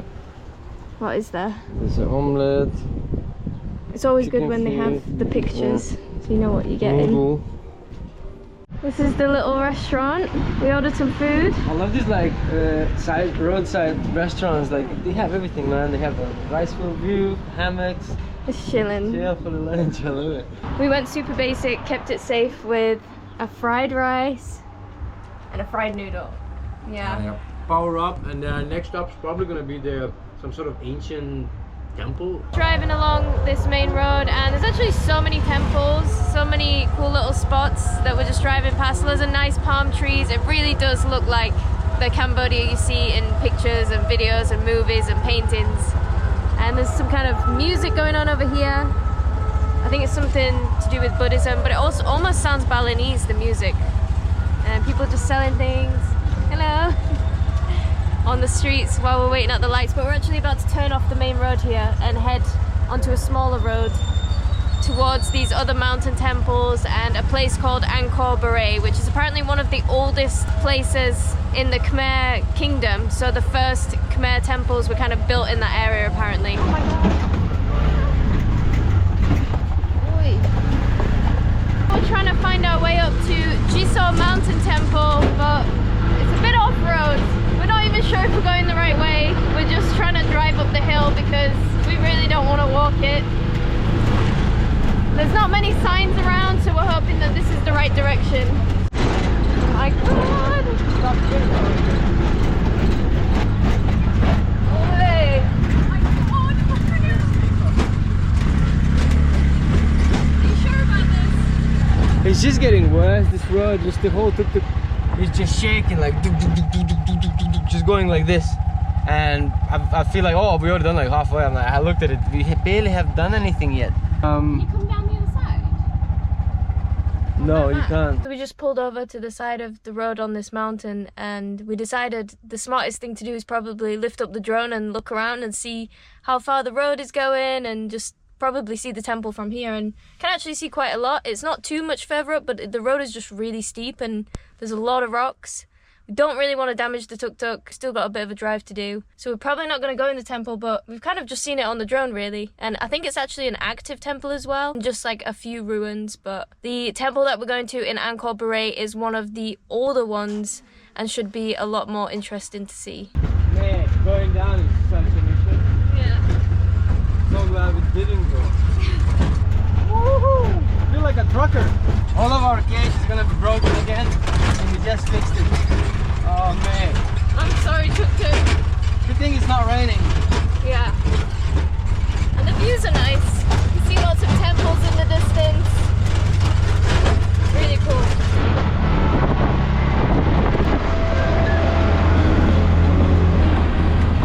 I could live like this. So as we're driving towards Angkor Borei, the views are just stunning. Green rice fields everywhere, beautiful temples surrounded by water, kids riding the bicycles back from school, just really nice countryside vibes. And we just arrived at the hotel.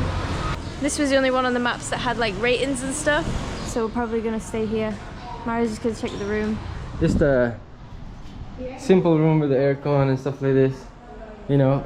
But in the end, we're just here for one night. We got more than we expected. I didn't even know we were gonna get an aircon room, but yeah, it's all pretty chilling. So we're gonna go look at the local area, maybe get some food. A lot of action happening back there. I think it's cleaning time, so everyone's cleaning right now. So we're driving around this town and we weren't really sure where we're gonna eat. There's not many places on the map. We just drove past this like barbecue stall and they're selling like whole chickens. It looks so good. Just over there. This looks so good. It looks really good, yeah. Have you got your phone for calculator to ask how much?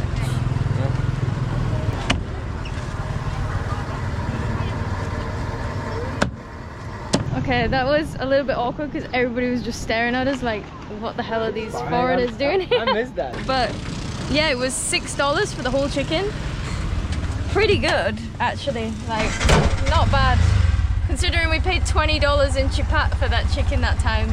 This one is $6, so pretty good. And it's grilled. And it's grilled. Sorry. Yeah. Rotisserie. So we got this, we got some tomatoes, cucumbers, fresh veg for like 50 cents. Dinner for tonight sorted. We were driving around and we couldn't find any rice in the whole town, which is kind of funny because we're in Asia. We could just only find bread. So we're having chicken, bread, tomatoes, cucumber, wow. A whole lot of chicken. A lot of food. And they did give us some local sauce, which I'm happy with. That's yeah, so we're probably gonna smash this and then tomorrow morning we're gonna explore this area because tonight we're actually working on a video and we wanna get it out, so we're just gonna eat this and chill. Look at the amount of local herbs. Yeah. From the jungle, right here. Pretty good. Yeah. Healthy. This morning we're woken up a little bit earlier than usual. We're in Angkor Borei town and we're about to go to Phnom Temple, which is one of the oldest temples here in Cambodia. But before we do that, we wanted to come and learn a bit of the history of this area. And this is the museum, but it is closed. But apparently they might just open it just for us to. It's such a beautiful building though. It looks like a temple itself. I know, right? We always make the mistake of going to like the place first and not knowing anything about it. So this time we're making the wise decision and learning before we go there, so we know what we're looking at. Not gonna lie, it feels kind of privileged to have a museum opened just for me and Olivia and nobody else. It's like, let's go, why not? Let's explore it. And there she is opening it just for us.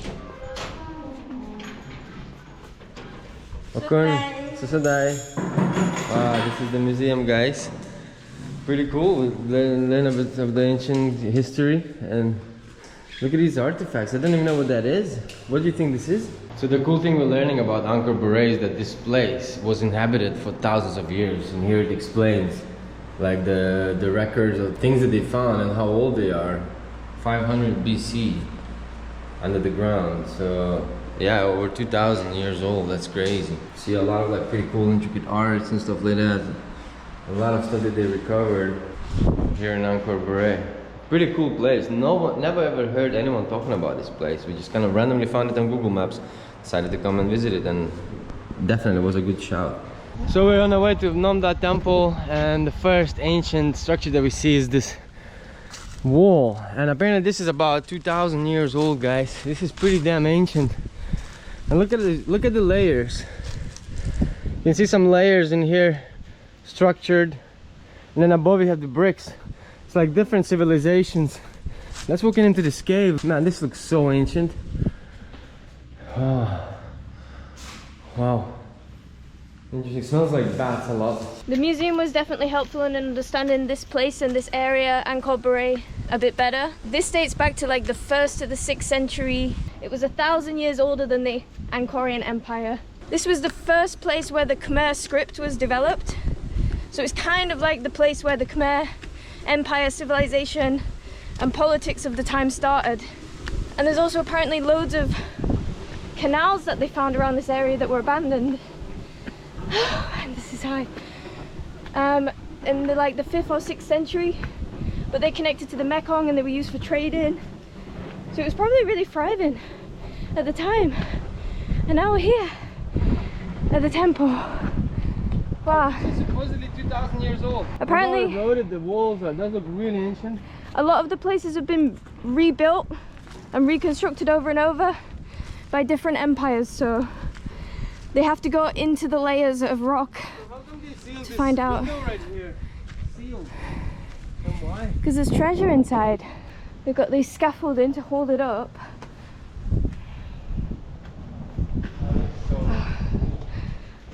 Pyramid. It all looks so ancient, doesn't it? It does look a bit like a pyramid.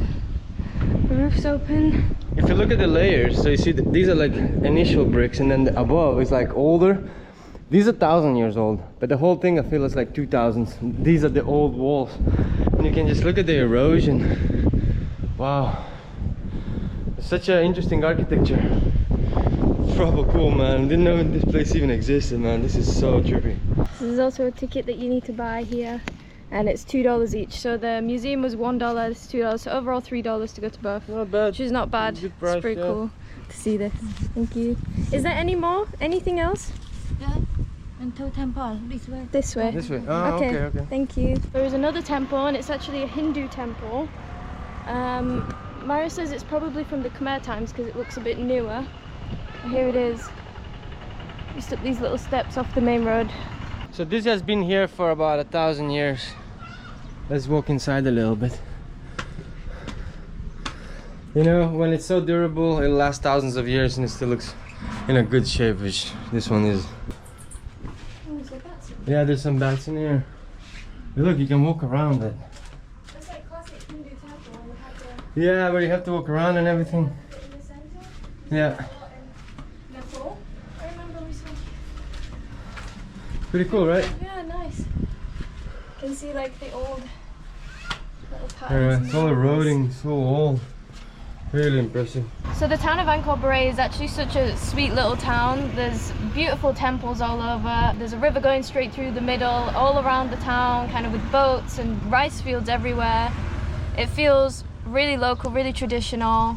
This morning we actually saw some monks doing almsgiving just along the side of the road, giving prayers to people. I feel like if you wake up at sunrise here and go out, you would see a lot more traditional Cambodian culture. Really nice town. Unfortunately, we're only here for one night, so we've seen the temples and now we're heading to the opposite of this environment, which is Phnom Penh, Cambodia's capital.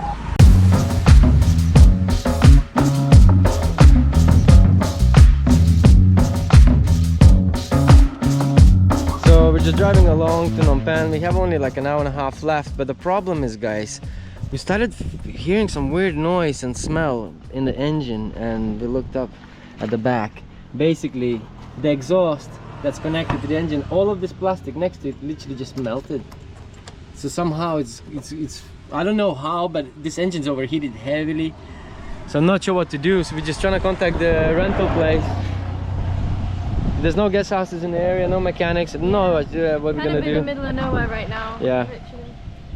Fingers crossed, man. This is kind of crazy. I was not expecting that at all. So we literally just parked up here, but while we're waiting for them to sort it out, they're already replying on WhatsApp and stuff. I'll show you where we actually stopped because it's quite nice. There's this massive Buddha statue, like it's actually huge, and it has a little almost shade for the Buddha, like an umbrella on top. Pretty nice area. It's like a temple here. Yeah, hopefully they'll reply to us and get us back on the road soon. We sent them our location. Hopefully we'll find a mechanic that can fix up the tuk-tuk. And we can crack on to Phnom Penh. Hopefully we'll get there today because we did book a place already and it's non-refundable. We won't have to stay somewhere else tonight. Fingers crossed. The good thing about breaking down in tuk-tuk is we have shade, and because there's no restaurants around, which is where we were heading for our breakfast / lunch, we've had to go to the shop. We're having a breakdown breakfast today. We're gonna have a sugary breakfast. We're gonna have a coffee roll. Yeah. We were gonna go for noodle soup, and we're gonna start our day with this. We've got some onion rings, tomato crisps. Not really what we wanted to do, but that's all you can really find in local shop. They have some pot noodles as well, but I don't know if they have hot water, so I mean that's not much healthier either, so let's just go for this. Need some food. Trying to keep it positive, but yeah. Who knows how long we're gonna be here? Yeah, there isn't much around this area. We're kind of in the middle of villages right now, so. Slow and top gear. Okay. You're driving a little bit like more than 5 minutes. Hold the clutch. You know, if you hold the clutch while you're driving, engine doesn't. Yeah, it doesn't work. Yeah, okay. So I try to do that too. Right, so we're gonna go slowly towards Phnom Penh, and hopefully there will be some kind of mechanic on the way. How long have we got left? Someone sent me a link right now. So apparently there's a mechanic 16 minutes away from here, but I need to stop every 5 minutes, so we do like 2 or 3 stops before we get there. Can you close the back? No, they said to keep it open to have to air it out, to keep it cooler. I have to drive on top gear and as slow as possible and use a lot of clutch and don't rev it too much. Have as least work on the engine as possible. Do we have everything? Doesn't sound good, you know?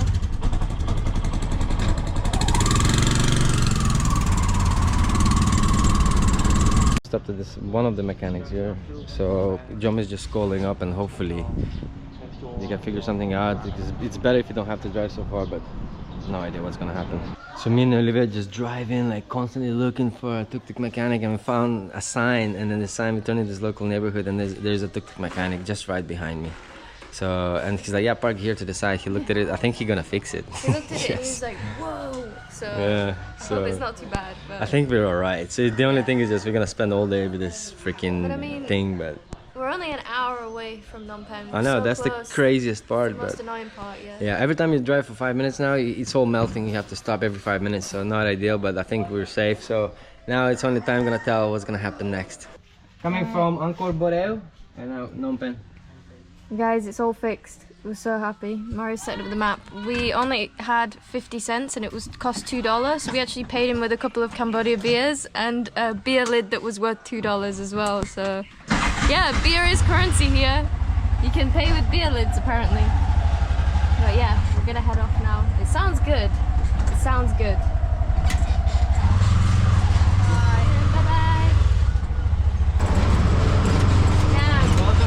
Worse roads than countryside. Phnom Penh is a bit crazy, yeah. So we're instantly starting to feel that we're getting very close to Phnom Penh city. Just looking at the traffic, there's more and more cars and bikes, especially bikes, like they're right in your way. It feels like one moment we're stuck in the middle of nowhere, next moment I'm in a hotel in Phnom Penh city. This is where we're gonna stay for the next couple nights. It's gonna be a bit different, I think, city, you know, but see how it's gonna be. Phnom Penh versus Tuk Tuk. We only have one day in Phnom Penh before we continue the road trip, so today we're exploring all day in the Tuk Tuk. And we were just driving through the local market area, loads of like food stalls along the side of the road, but we've come to this noodle soup place and we actually have been here before, 2 years ago I think. Yeah, and you can already smell, the smell is so good, man. I can smell the boat noodle and all that. So we're gonna get a soup here because the smell is too good to pass. So we just ordered a couple boat noodles and we decided to just get a little, like a side thing, a little starter as well. So we just got this bone. Little? Oh, okun. And look at the size of this thing, guys. Look at that. What? These are my favorite parts of the beef as well. This is the good stuff. Oh my God. Look at all that. Look at all this. Nothing goes to waste. It's massive. Love it. It feels wrong to eat from this. It looks so nice. From like a brown, yeah. And they've got loads of different like sauces and stuff here to add to the soup, which is always the best part, to be able to add loads of extra stuff. The amount of bone marrow that is in here, it's insane. A bone marrow cocktail, baby. Specialty. Oh, Does really it work? fatty. Yeah, you want to try a bit? You should try it. No. It's just fatty bone marrow. That sounds not that nice. It's actually pretty good. So we're not sure about the name of the soup place, but I filmed the street number and what it looks like, and it's kind of in the center area, so hopefully you guys can find it if you want to eat there. But while we're in Phnom Penh, we thought we would come and buy something that we're going to need to go a bit more into the nature. Wait, more shit. More shit. We got a tent. It's we got a 3 people stand because we have so much stuff with us. We are planning to do quite a bit of camping for the rest of this Cambodian trip. Yeah. We've barely done any, and the times that we did some, it was amazing. It was our favorite thing. So we bought a tent. We're gonna do some camping very soon. So we're just driving around Phnom Penh, checking out the main sites. We've gone past the Royal Palace and the main Wat Nom Temple. But it's just so busy, like there's traffic everywhere, that we haven't been able to see anywhere to park, so we're kind of just cruising past them slowly, like a little tuk-tuk sightseeing tour. And yeah, it's pretty nice. How's driving? Driving, well, I thought it was gonna be way scarier than it is. I thought it was gonna be like, you know, crazy busy city, and it is crazy busy, but I don't know, man, I'm chilling, really confident. You just need to watch out for other bikes, because that's the only thing that's gonna cause an accident. They drive into you. But other than that, keep your feet on the pedal, on the brake. It's actually been much more chill than I thought, so I can't complain. So far, driving in the capital was pretty damn easy.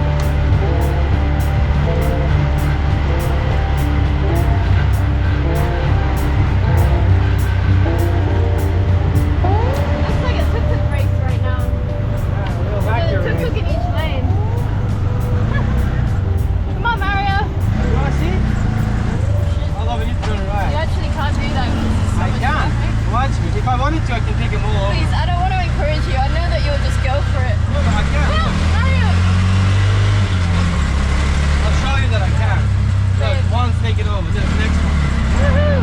One more taking over. Second place! And that's the last one over there. This is an endless race because they're everywhere. Look, as he's saying. Literally. If you challenge me on racing, bro. Just driven back to our like little local area. We're kind of staying around 10 minutes drive out the center, and Mario's on a little mission here. What are you doing, Mario? Exchanging beer wins. Again. Yeah, I just got a whole crate of Cambodia over there, getting ready. I'm checking out the brands as well. Yeah, we've got like 3 different brands in there. So, gonna get another beer pack. It's just almost for free. You buy a pack for $2, end up winning half of them to pretty much be able to buy another pack again. It's insane.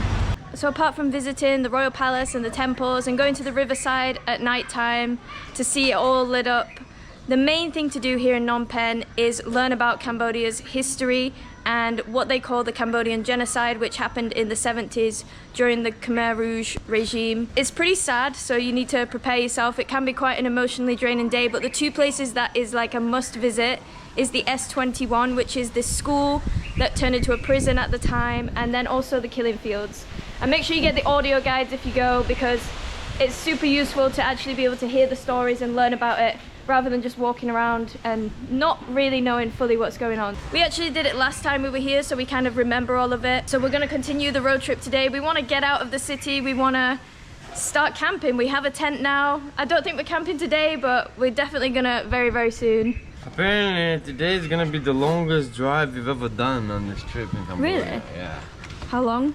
Long. It's basically, distance-wise, it's not long. It's just like 250 kilos, but it's because the roads that we're taking are not the greatest. Yeah, well, so, it says almost 5 hours. That's non-stop, you know. And But that's on obviously, a we have to power stop bike. quite often to rest the tuk-tuk. Last time you saw what happened, we melted the freaking exhaust. You can see the plastic has melted from the inside, but the gum behind this, it's still there because it's not leaking any air. You know, it's not leaking any gas out. So it's fine, it won't set up on fire or anything like that. You also need to check the oil pretty often. So oil is low and it's quite dark. We're gonna need to change the oil, but before we do that, we just probably should fill up our own oil that we have left. Today we're gonna be driving up the Mekong River out of Phnom Penh. Gonna hopefully see some really nice views and stay in a pretty local and interesting place today. Just fingers crossed that we can get there with the tuk-tuk. Please get us there. As we're leaving Phnom Penh, we're realizing just how big this city actually is. When you're a tourist, you're always kind of in the central area, so you kind of just see the same things over and over, but once you start driving out, whoa, you realize how big and crazy it actually is. It stretches so far. And we just had a few people standing in the middle of the road trying to wave us down, like trying to get a tuk-tuk ride, which is the first time that that's happened. I don't think they realized that there's a foreigner driving this tuk-tuk. We're trying to decide whether to take the main road and get there faster but not see much, or take the small village road and drive along the Mekong, and you probably guess which one we chose. We're going along the Mekong River. Pretty bumpy road, but really beautiful. Nice views like this. And you see a lot more of local life as you drive. They have massive boats like this. Yeah.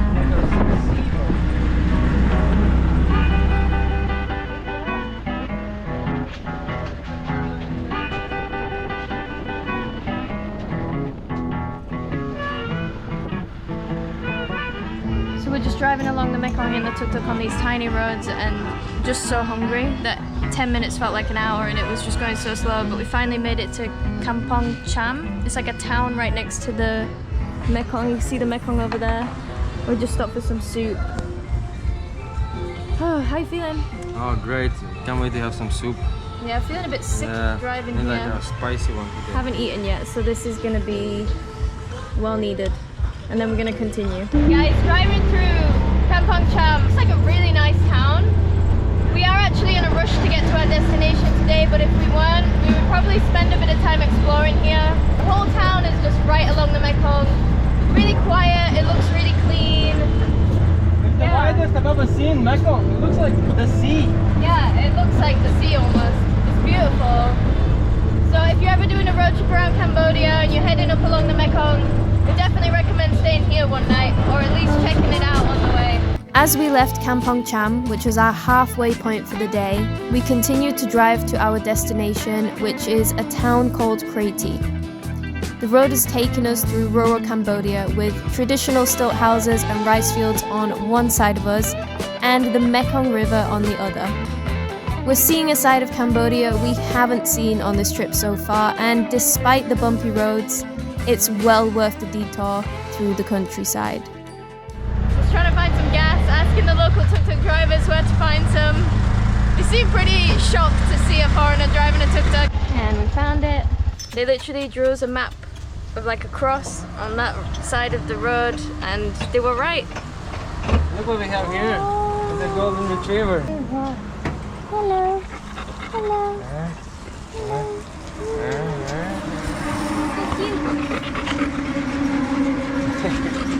Do you want to come with us? Wow. Crossing the Mekong. This whole area is just absolutely stunning. You have rice fields like this all around this farmland for miles and miles. And on the other side as well, the exact same thing. There's loads of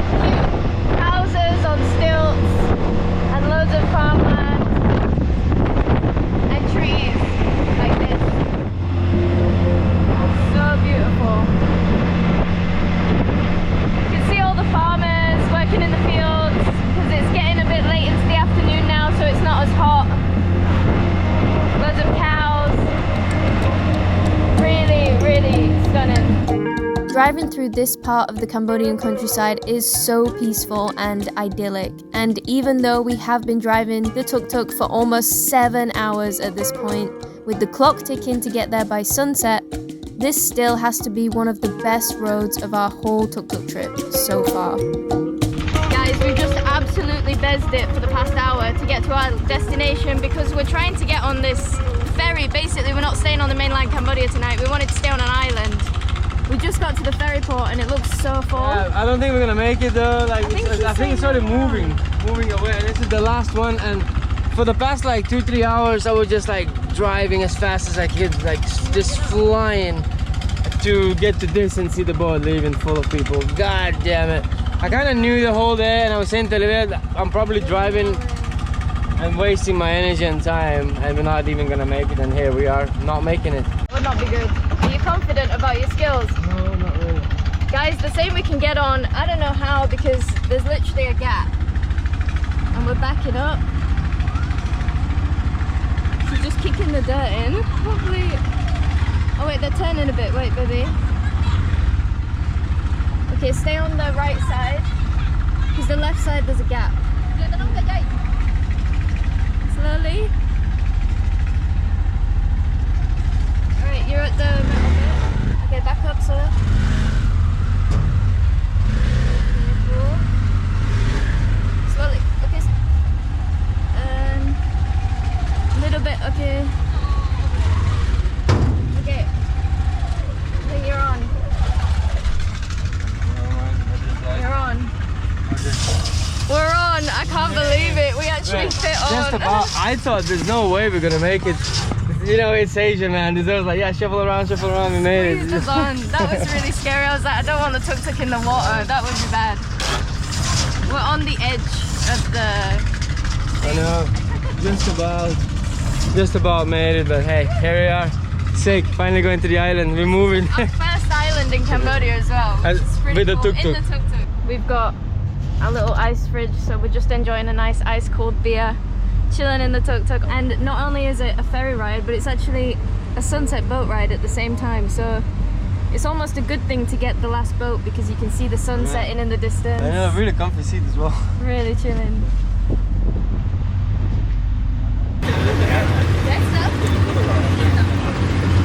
Thank you. Nice little Cambodia with the sunset on the boat.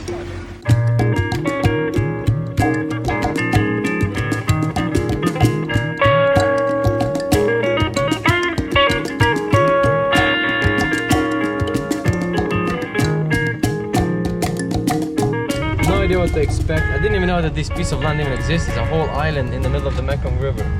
So cool, man. And like chilling like a boss. Literally the comfiest seat in the whole boat. Are you ready to drive? Yeah, ready to drive and see what this piece of land is saying. Pretty exciting. A real adventure for sure.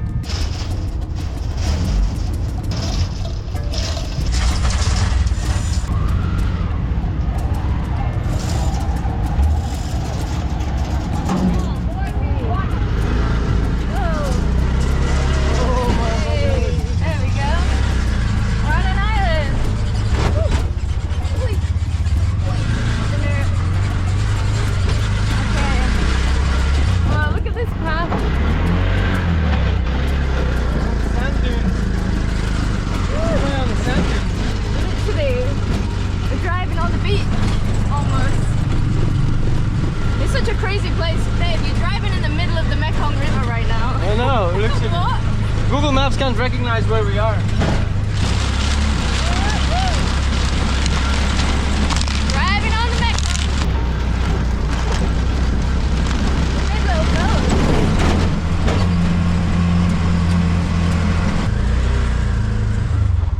Let's see it then. Alright. Wow, look guys. There's a whole temple on the island and some horses. You can take horse rides apparently.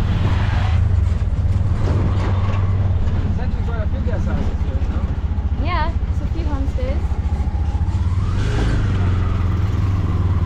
Ta-da! Okay guys, yep, this is it. We made it to our homestay for the night. Maybe just stop here, yeah? So we can't seem to find the guy who runs this homestay. He's not answering the phone and we can't check in, so we're going to try a different guest house and see, because there's quite a few on this island actually. We didn't even know. Maybe there's somewhere else we can stay. Guys, we were just stressing out so much. We were driving around and the homestays were all saying they're full and we're already on the island. The ferries have ended for the day, so we need to find somewhere to stay, and the guy we were supposed to originally stay with wasn't replying to us. And then we found this place. It kind of was like, all the lights were off when we arrived, it was all abandoned, and we called the number and the people came and showed us the room, and apparently it's really good. So we went to look for some food and eventually we found some proper local noodle soup for $1. We had our little dinner. Nothing too fancy, it is like very local vibes, but this is where we're gonna be staying for tonight. Not sure how well we can see it in the slide, but basically it's like a massive rustic kind of like local traditional style mansion basically, and me and Olivia are the only people staying here in the whole place. This is our bedroom.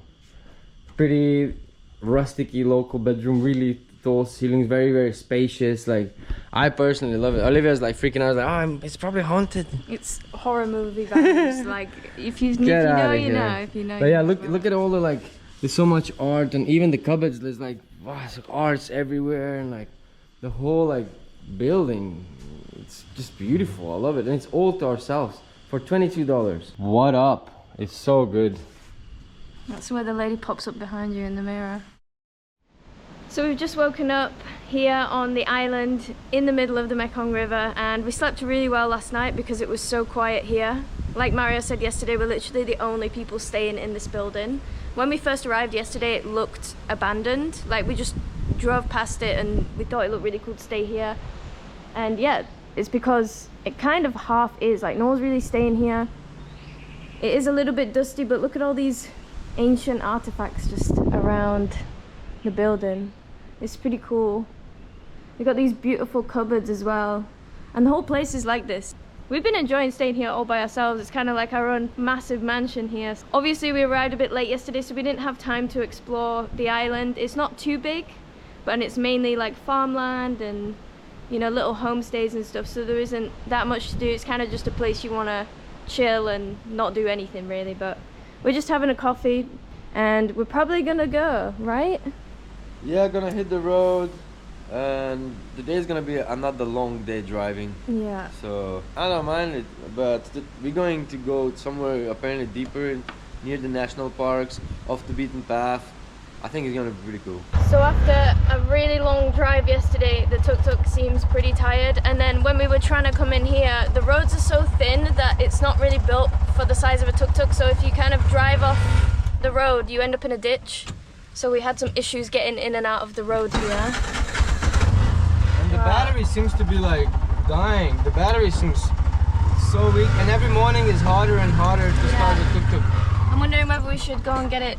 It keeps dying, yeah. And it's not me dropping the clutch, it's genuinely just like the battery. Maybe we need to... Is it like a bike where you need to charge it up? Or is it... Yeah, once you start driving, you won't have that issue, but... I guess because you charge up the battery a little bit, but it's, to be honest, it's not good. It's getting worse every morning. This morning's been the worst so far. Wait. Oh shit. It happened again. Get off. And guys, this happened last night. It's so annoying because of the plank. Push you. No, Mario, you need to go back. It's stuck. It's stuck. One sec, let me sort out the plank. Yeah, I need to go back. Can I drive back? Okay, try. Drive back? I think so. I hope so. Just be careful.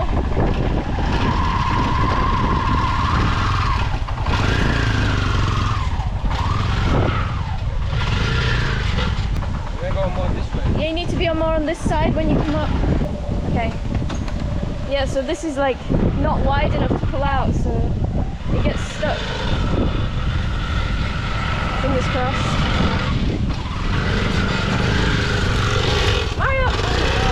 Stop! Not a scratch though, right? No, it's good. It just always falls down here, but wait, this is not really built up for tuk-tuks, this area, but we're leaving anyway. And we still managed.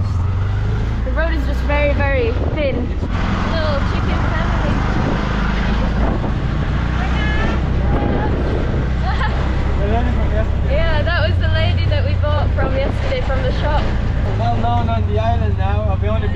less than 24 hours. The tuk-tuk people, the tuk-tuk foreigners. Koh Rong is just one of many islands along the Mekong River that you can explore. And even though we could easily spend a week chilling here, our tuk-tuk trip has an end, and we still have so much more to see before then. So earlier I said that there isn't actually much to do on this island, but you can actually take a tour to see the Irrawaddy dolphins, which is actually just a few kilometers up the river. So that's another thing you can do here, or like kayaking and stuff. But obviously we don't have time, we're already at the ferry port. We're just waiting for enough people to come because they need to fill it up before they can leave. So I'm not sure when, but we'll be on our way soon.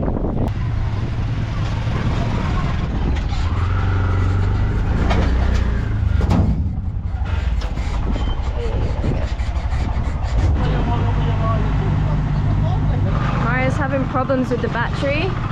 It's just not starting up. Inside. You got your lights on, that's why. Maybe that's why. All good? So before we leave Koh Rong, or Kreti I think they call it as well, we just had some food and grabbed another coffee. It's gonna be a long day on the road. It's already like 1 o'clock. It took us so long to get the food, and yeah, it's going a bit slow today, so we might arrive in the dark. But before we go, we're just at the local market and we're buying some extra stuff. What are you buying there? I got a massive 2 people's blanket. Really touch it. See how soft it is. $5. Nice. And this one, I bought it before for $10. Bought it here for $4. Wow. It's this waterproof. Is good for like picnic, everything. Yeah. Okay, well, yeah, more shit for the tuk-tuk. Well, we got space. In it goes. That is Final Destination vibes for sure. No, that's scary. Today we're driving all the way to Mondulkiri on the east side of Cambodia. It's about 200 kilometers that we're driving today, and we ended up leaving so late because everything took so long this morning. The ferry, the food, and it says we're not going to arrive until nearly 6 p.m, which is really long. So far the road has been kind of boring. Like, there's not been any views and the ground looks really dry, so it doesn't look nice and green or anything. Yeah, it's probably been the most boring day on the road trip so far, right? Yeah, it's not the most exciting, but I mean, we are slowly, going towards where we need to go. There's not a single tourist, so it's kind of nice to just see how locals live. It's very similar to, when we're driving like Laos or Vietnam. Yeah. It's almost identical. It's kind of like driving, and it's all kind of similar and traditional villages and stuff. Not much, but we've stopped to rest the tuk-tuk because it's really hot in the back, and I think we're gonna have some snacks. Yeah, we have a watermelon. Bought yesterday. We're gonna have that right now, and don't mind all the beer here, Mario. Just stoked. As we continued, it got pretty bumpy on the road, with a lot of unexpected potholes slowing us down. There was still no views in sight, and just as we were wishing this day would end, we finally made it to the famous jungle roads we'd been waiting all day for. We were enjoying the views, but as it started to get dark, we realized driving a tuk-tuk on a remote mountain road through the jungle at night is not ideal. We thought we were gonna make it to our destination for sunset, but it seems like there's no chance. The road is so long and it is getting dark already, but the sunset looks absolutely out of this world. It looks literally next level. It looks so beautiful. It's the first time we're actually driving in the night, like pitch black, massive trucks taking us over. It is kind of an interesting experience for the first time, but eventually we started to see lights in the distance, and we are arriving to our destination, to this village. What's it called again? We're in Sen Monorom, but it's Mondulkiri basically. It's the main town in Mondulkiri. It's actually a lot bigger than I thought, but it's absolutely freezing because we're actually in the mountains. Yeah. So I was like wrapped up in my blanket in the back of the tuk-tuk. We had to zip down the windows for the first time. Yeah, it was really cold. But we're staying in this little lodge for the night. Yeah. It's pretty basic, but it's cheap. It's really cool. It's $7.50, and like you got this cool little bathroom here on the rocks and stuff, hot water, everything you need. And as soon as we checked in, we instantly got some bangers and mash, man, because we were like, we need to treat ourselves with something homey and cozy. I'm pretty sure there's a view behind us of some sort, but we're not gonna know until the morning what this town actually looks like. So we've just woken up at Tree Lodge here in Mondulkiri, and we had like the best night's sleep ever. It was so quiet. We're pretty much just in the nature here.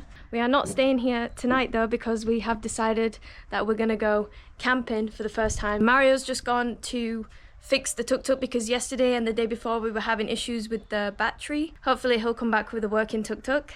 And I'm just packing up. We've got some food supplies here. So excited to have a barbecue and camp for the first time here in Cambodia. Pretty tight squeeze here in the market. We're just driving around to pick up some veggies for the camping. Tuk-tuk's all good now. Mario figured it out.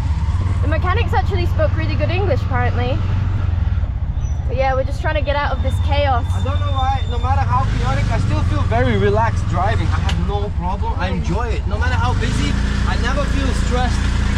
I'm used to driving in Asia, I love it. It's so much fun driving it here with all the traffic, I love it. It's like, I enjoy it. I feel like it's kind of a challenge, you know? Here we are at the farm. Such a big place, such a vast place. No other people come here very often.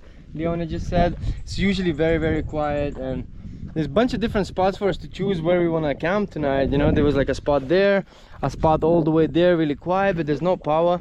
So we chose to this one. Look at this, guys. It's like a tree house with 2 platforms. So we're gonna set our tent there. It's gonna be a fun day today.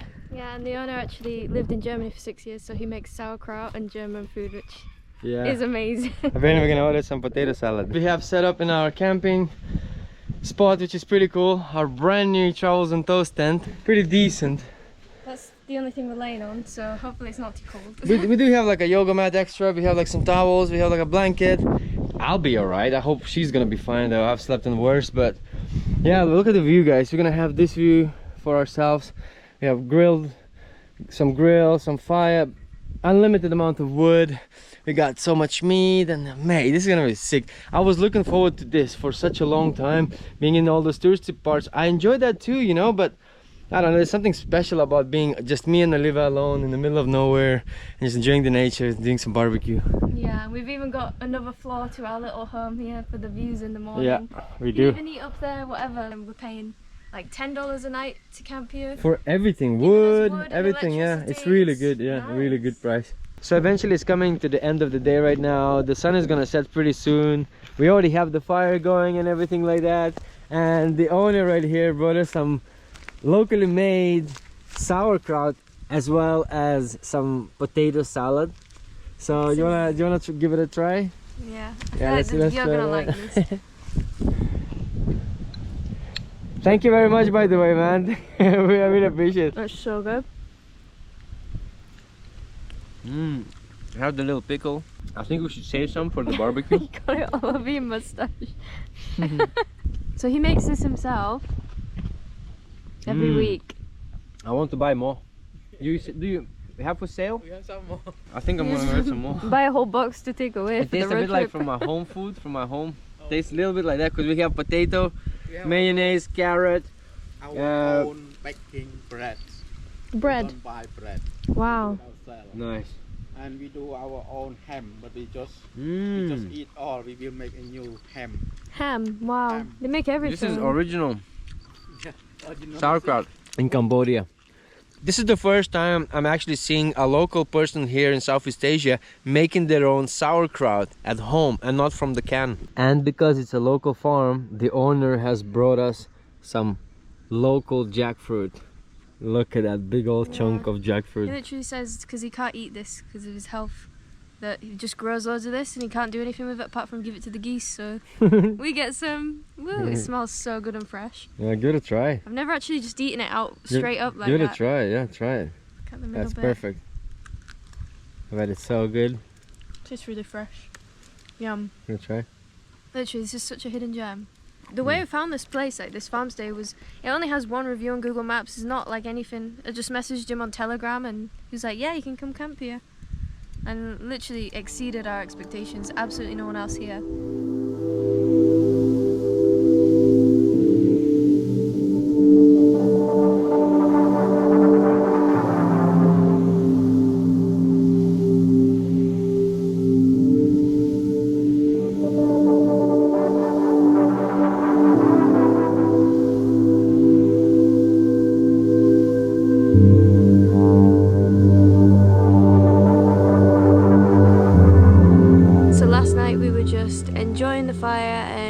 eaten some amazing barbecue pork ribs. Woke up this morning, had an okay sleep.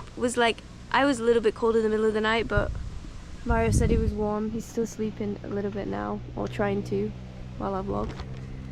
This was my mattress, the laptop case, and loads of coats, and a yoga mat, and a picnic mat. So, was kind of okay.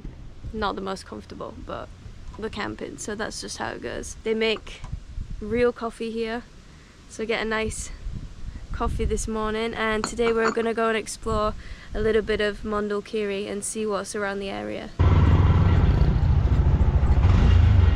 So this is the main street here in Mondulkiri, where you find the night market and the day market. Most stuff is on this street, like ATMs and everything, and our favorite coffee place and bakery are right here for like $1.25. Super cheap. So we got some breakfast, and we're gonna head to some waterfall, apparently like one of the biggest waterfalls in the country. Let's go and see.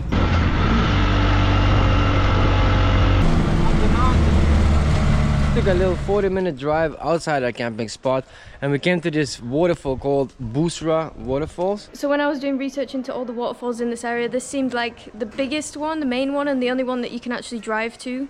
And we have a Tuk Tuk, so we wanted one we could drive to. It's $2.50 entry to go in for a foreigner. And yeah, let's go and see what it's like. So this is the main area when you're walking in. A lot of like little shops. I genuinely was not even expecting that it's gonna be this touristy. I thought, you know, we're gonna arrive to this like super quiet, low-key nature waterfall. We do some trekking. Hopefully there's not too many monkeys. Bro, you can buy elephant pants here. It's literally so developed. Yeah, I feel like if you want to see a more quiet waterfall, you do have to do a lot of hiking into the jungle to get there. And we're not going to be able to reach that with a tuk-tuk. Oh yeah. Jesus. We're not going to be able to reach this one either with Olivia. There's even like a musician playing some really traditional music. I'm going to get a bit closer and check out this instrument. This looks really cool.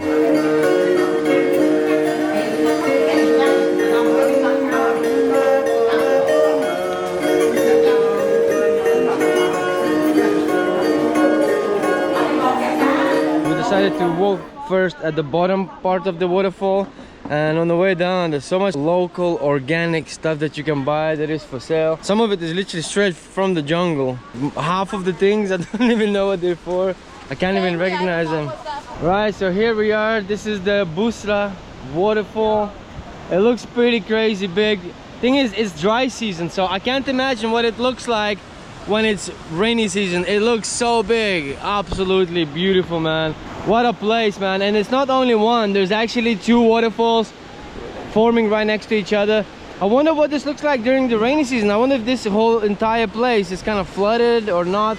I have absolutely no idea, but wow, what a cool looking place. I mean, it makes sense why it's so busy. So we're just walking around this waterfall area a bit, and this is definitely one of the biggest we've been to in Cambodia so far. And apparently the water runs all year round, so you can come here any time of the year and it's going to be nice like this. But I'm not sure about the other ones in this area. Maybe in dry season there wouldn't be much, which is why we're glad we came to this one. Kind of reminds me of Laos a little bit. There's a lot of big waterfalls like this in Laos. And I guess we're not that far from Laos, really. Getting sprayed on a little bit in here. You can feel the spray from the waterfall. Oh, it's pretty intense, actually. You want to jump in there real quick? No. No, stop it. We're driven back to our camping spot. We just quickly done a grill for lunch. Some hot dogs. And we got some locally made potato sandwiches here. So good. Just another day here at the farm, chilling, having some nice barbecue food.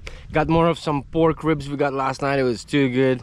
Yeah, we're just gonna pretty much chill all day, make the fire, have some beers, have some food, relax, and then tomorrow we're gonna be hitting the road trip again. So enjoy while we can. Yeah, true. And the owner has brought us something different today.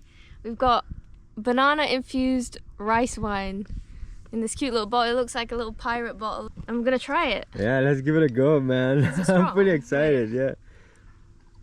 Oh, it smells strong. Yeah, it smells it's good, apparently though. around. Ooh. I'm not probably Did the fast. Yeah. How much? That much? Yeah. Is that a lot? That's enough. That's enough. So apparently it's about 20% and it's about 1 year old. Okay, 20%. 20%, yeah. That's Also not all. too It's not. strong. Yeah, it's not too Not bad. like a shot. Yeah. Half of Ready? a shot. Right, let's do it. Cheers.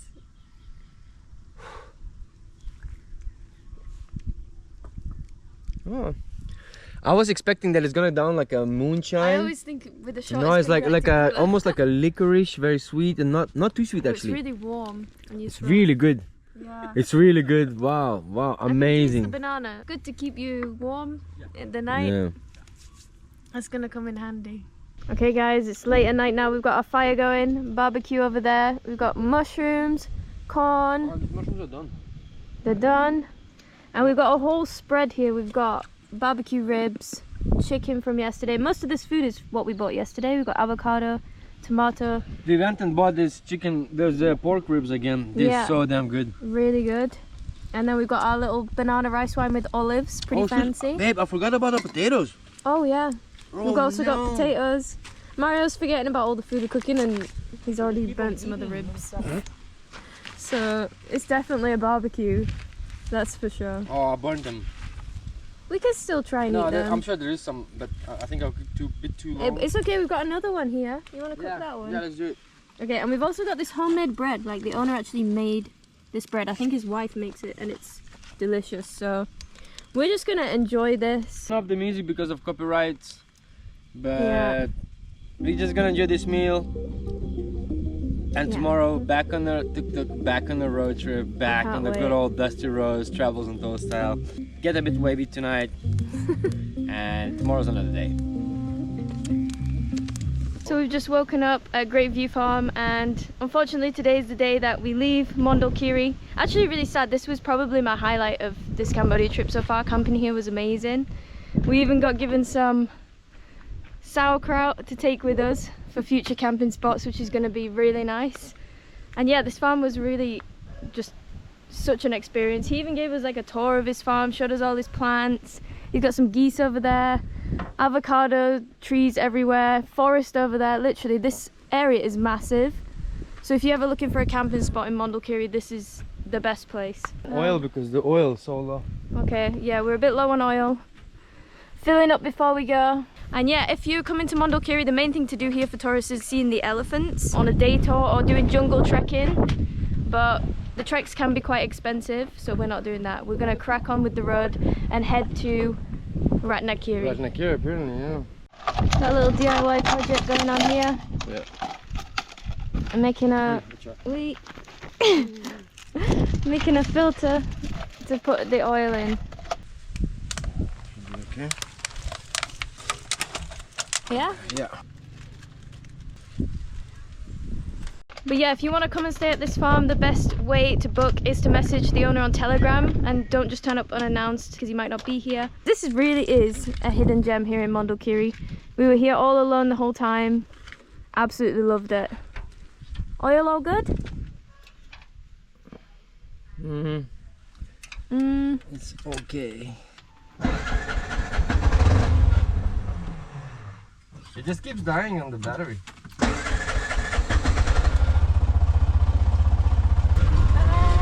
Thank you. On the road again.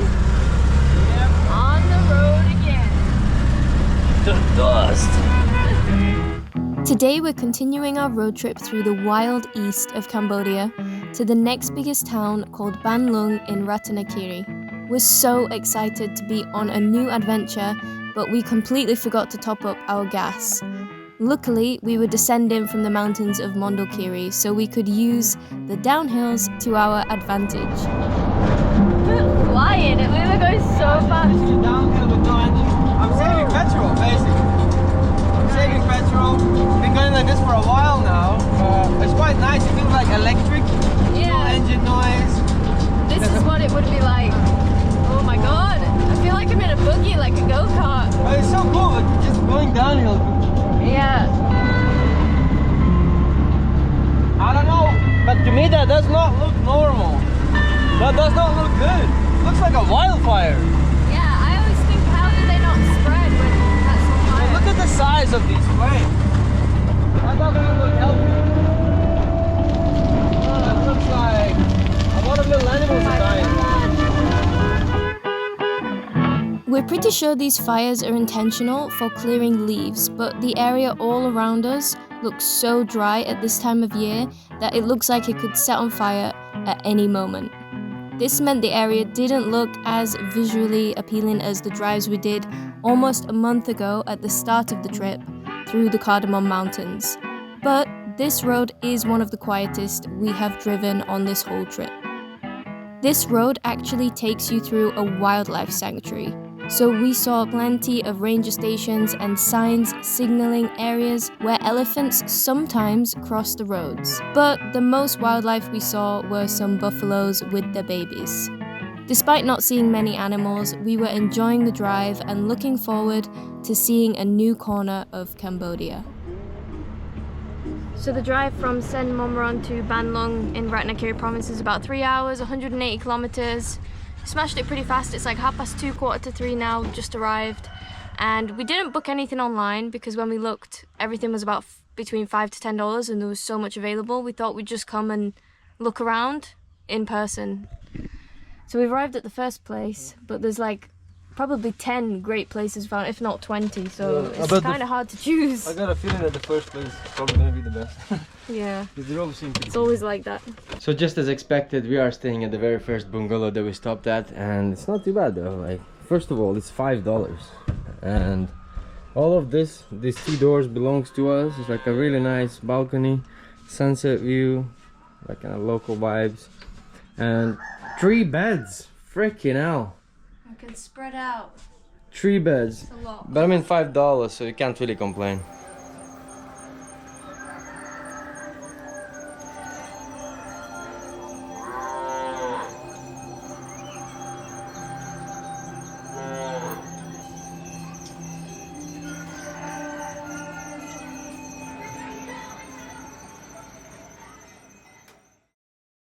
So the main town here in Ratanakiri is called Ban Lung, and it's actually a lot bigger than we thought it was going to be. The main road has a lot of like banks and shops and coffee places.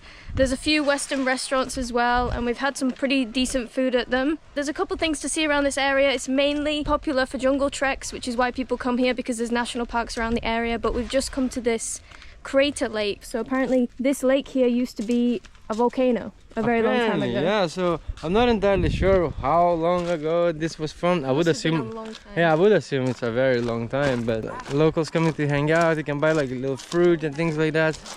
But yeah, anyways, this is the little lake area. For some reason, I don't know why, but it reminds me of my home country, Lithuania. We have very similar lakes like that in the greenery, you know, very similar with the platform and all. I'm not even sure if you can swim here. Do you think we can swim here? Sure. Or shall we find out? So it does say you can come swimming here, but nobody is right now. But it looks really nice from above, really peaceful. I think you can also walk all the way around the whole lake, but we just don't have that much time. So we're gonna crack on and head to the next place. An extra 15 minutes from town center to this place called Kampot Waterfall. And I'm right by the edge of the waterfall. There's ways you can go around it, but see if I can see it off this edge if I don't slip and die. We also have like traditional houses and stuff like that. We've seen similar style kind of like in Laos, where they have like examples of what traditional tribal houses used to look like in this area. And this is a traditional tribal man. As you can see, he is smoking a pipe. So smoking a pipe is quite popular in Cambodia. And that's the little houses where they would live. I'm guessing back in days, you know, there used to be a lot more wildlife. Now there's not much left. Back in days there used to be tigers and all kinds of animals, so people would probably have to protect themselves in these little tree houses. So cute. It looks really cool. I don't know if you can go up. I don't know, the signs in Khmer probably saying you shouldn't go up. But yeah, look at this nice traditional looking house. Kind of cool. In fact, we kind of stayed in similar stuff ourselves in Koh Takiev, right? Yeah, it looks literally. Actually, this looks better than. Yeah. Like, and then there's a picture of a lady proper going for it. Proper going for it with that pipe. Pipes are really popular here. Apparently you're allowed to go up these tiny tree houses. You go. I'm gonna go. Just be careful on the way back, Olivia. Wait, it's pretty You have to have thick feet. It hurts, yeah. I'm up. You're right there. You don't have to come. It's pretty steep. But this is the little tree house. Let's go in. That's it. I mean, it's just quite nice, cozy, to be honest. I don't know why it feels kind of cozy all the way up in the tree house. If you're scared of heights, this is not ideal. Imagine just living up here every day. But yeah, let's go and check out the waterfall a little bit before we leave. It's very bouncy and very old. Could easily break. Okay, here's the waterfall. That's the prime spot for the waterfall. Looks pretty damn cool. What do you think? That was pretty alright, yeah. You obviously can come down here, swim and stuff like that. That's a nice cool little spot. You see this idiot here? This is what I've got to deal with. Mario, let me get home. He's so annoying. I've got to travel full time with this. Full time. It is time for us to continue our road trip and hit the road, and today I believe is gonna be the craziest days of all. The longest drive we have ever done. We're gonna go around a quarter of the country in one day today in this tuk-tuk, man. Gonna be pretty off the beaten track today. As we leave Ratanakiri in the east of Cambodia, our goal is to reach the town of Krong Prea Vihir, which on the map looks extremely far. But we absolutely smashed it to our halfway point called Strung Treng, which is a big town by the Mekong River near the border crossing to South Laos. We made a stop for some food before crossing the Mekong River and continuing the road. So an entire day we're doing full speed on this tuk-tuk, just trying to get to our destination. And even though the roads are extremely boring and not much happening, surprisingly we actually got into our destination way faster than we thought. We stopped quickly at the local market, get a few supplies for tonight's camping, and we have just arrived at this really cool looking spot. We thought this is gonna be probably crowded with people. We are the only people staying here with me and Olivia, and basically this whole place all to ourselves, and the owners just give us this whole hut. We can set up our tents there, a grill, they bring in some charcoal and wood. We got all the supplies and we're doing some camping. This time we have hammocks and everything. I think we've got power as well. No. Yeah, this works. Really? Oh mate, sick. We can charge stuff. Trippy lights. And we've got a bathroom over there, so literally everything. This was like $7.50 including for the barbecue. So we left about 9:30 this morning, and it felt like, wow, we're not gonna make it here before sunset. But let me check the time right now. What time is it now? It's 4:20. Wait a second, I think it's 4:20. Sunset's in just over an hour.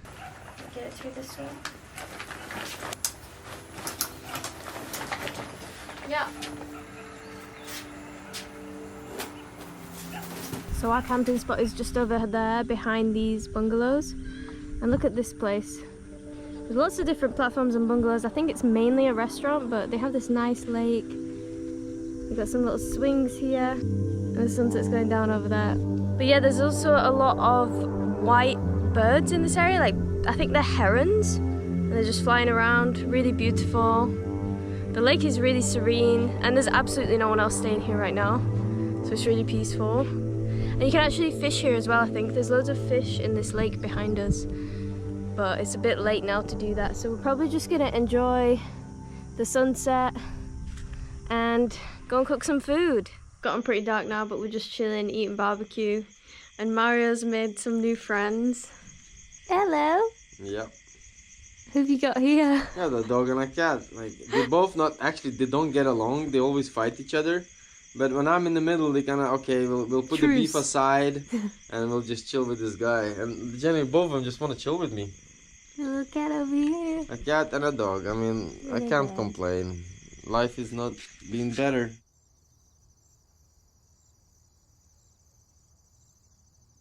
We absolutely love the good old camping. Just me and Olivia, couple little scroungers, little animals chilling with us all night as well. And I decided to actually keep the cat in the tent. So I slept with the cat in the tent for a change. But yeah, we kind of slept in actually, and that's not good. It's probably because of the cat in the tent. It was too cozy. But anyways, I feel like today is another big day driving.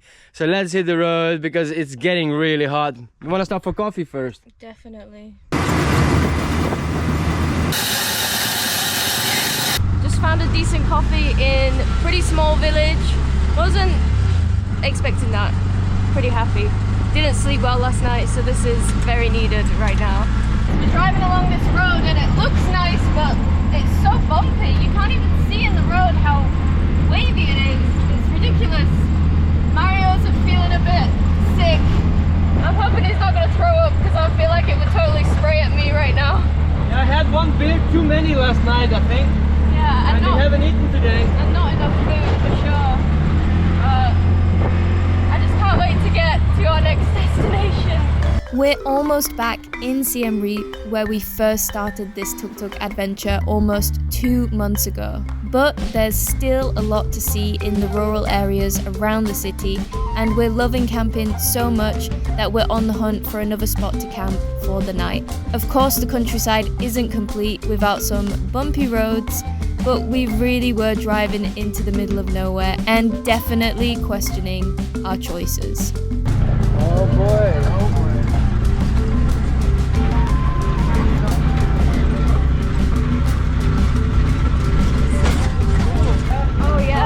Bumpy road, that's a great idea.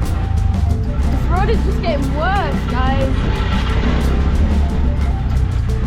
I don't want to slide off the road, that's the main thing. What a day today, just driving through some crazy ass roads. I think today we're generally testing the tuk-tuks. We didn't even know that the map is gonna take us through these roads. We wouldn't even taken these roads, but eventually, after looking for so long for a best camping spot, I do think we have found a little spot where there's literally no other people here. I'm like so surprised. It is Saturday. We were worrying that it might be quite busy because, you know, loads of locals come camping on Saturdays, but there's no one here. And there's like little rivers going there. See a bunch of fish in here, and yeah, loads of like little bungalows dotted around, and no one else. So we're gonna spend the night here. It's gonna be pretty cool, man. I'm looking forward to it. No, I cannot do it. Helping with some DIY projects here.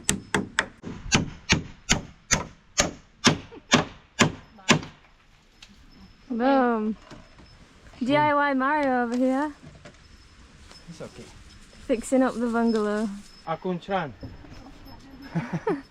So this is where we are right now, guys. We're at Greenhouse. And it's like a homestay slash restaurant with bungalows slash camping spot, apparently. So we just paid $5 to camp and $5 for the barbecue, which they're bringing now. And this is where we're camping. We've got like our own little hut here. Fan and everything. It's so cheap. Like, you know, like I kind of offered myself, like, can we pay a bit more than that? Because I feel bad just paying $5. I'm like, we are the only people staying here, and there's generally about like 30, if not 40 bungalows here. This place is massive. It's so big, and we're the only people on the Saturday. And I feel like, how are we making any business? It's massive, that barbecue. Oh, I was trying to carry it by myself. I was like, no, I'll do it by myself because I'm a man. I couldn't do it. You need 2 people, and there they are bringing it. And we've got charcoal somewhere as well down there. So finally we have set up our camping spot, and we're even thinking of staying here for more than a night because, I mean, man, camping, you got fan while camping, you know, that's good kind of camping. Chilling right here by this pond, super awesome. Fridge full of awesome food. In this area there's a lot of things to see, so that's why we decided to camp here close to what kind of temple we're staying nearby to. So we're nearby to Beng Melia Temple, which is included in the Angkor ticket that we're gonna get, and we're gonna explore all of that in the next few days. But it's kind of a hidden temple in the jungle, Indiana Jones style. We're looking forward to exploring that. That's the kind of vibe that we want.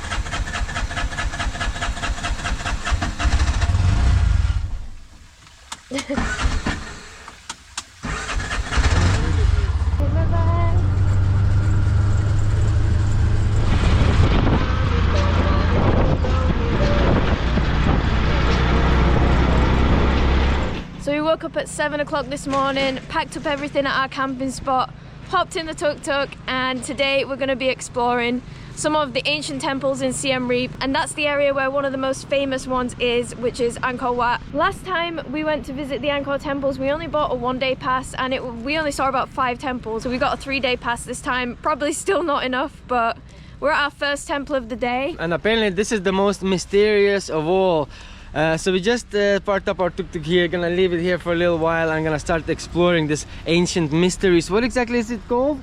We're at Beng Melia Temple, which is the furthest one away from the Angkor Archaeological Park, so not many people should be here, I hope. We did wake up early for this, so... Apparently not that many people come here, and I have been googling what is the most mysterious things, and I do have something in mind. In this video we're gonna be seeing some of the most mysterious and really controversial parts of Angkor City, you know, but we're gonna get to that later. First of all, let's go and explore this supposedly the most mysterious site of all the Angkor City. And let's hope nobody steals our clothes from the tuk-tuk. This looks like from Tomb Raider. Next level, but not like rebuilt or anything. Yeah, this is my kind of thing. Literally ancient city, man, just like literally Indiana Jones style, baby. It is actually called like the Indiana Jones temple because it's so wild and overgrown, and there's not much like restoration happening here yet, so it still has that abandoned jungle feel, which I'm excited to see. And in fact, you look like you're dressed, she looks like Indiana Jones and Lara Croft had a baby. Hey guys, she's the daughter. Just have to find some treasure. I personally can't even imagine what this structure looked like back in the day. This is next level, man. Look at all these columns here and underneath it.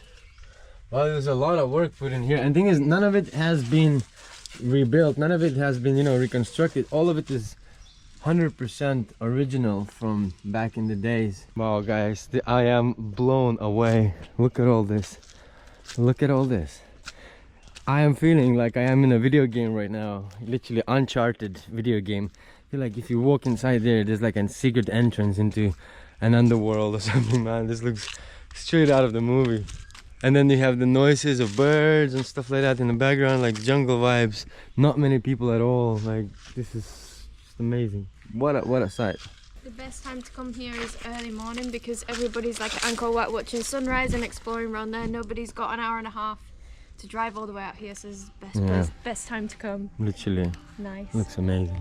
In comparison to some of the other temples in the Angkor Archaeological Park, Beng Melia is definitely one of the most mysterious, as it was only discovered in the late 19th century and it's been largely unrestored and has been overtaken by trees. Despite the fact that this is just as large as Angkor Wat and was built around the same time, there is actually no mention of this temple in any Khmer inscriptions. Looking at this part of the temple, like, it just makes you think how old this is.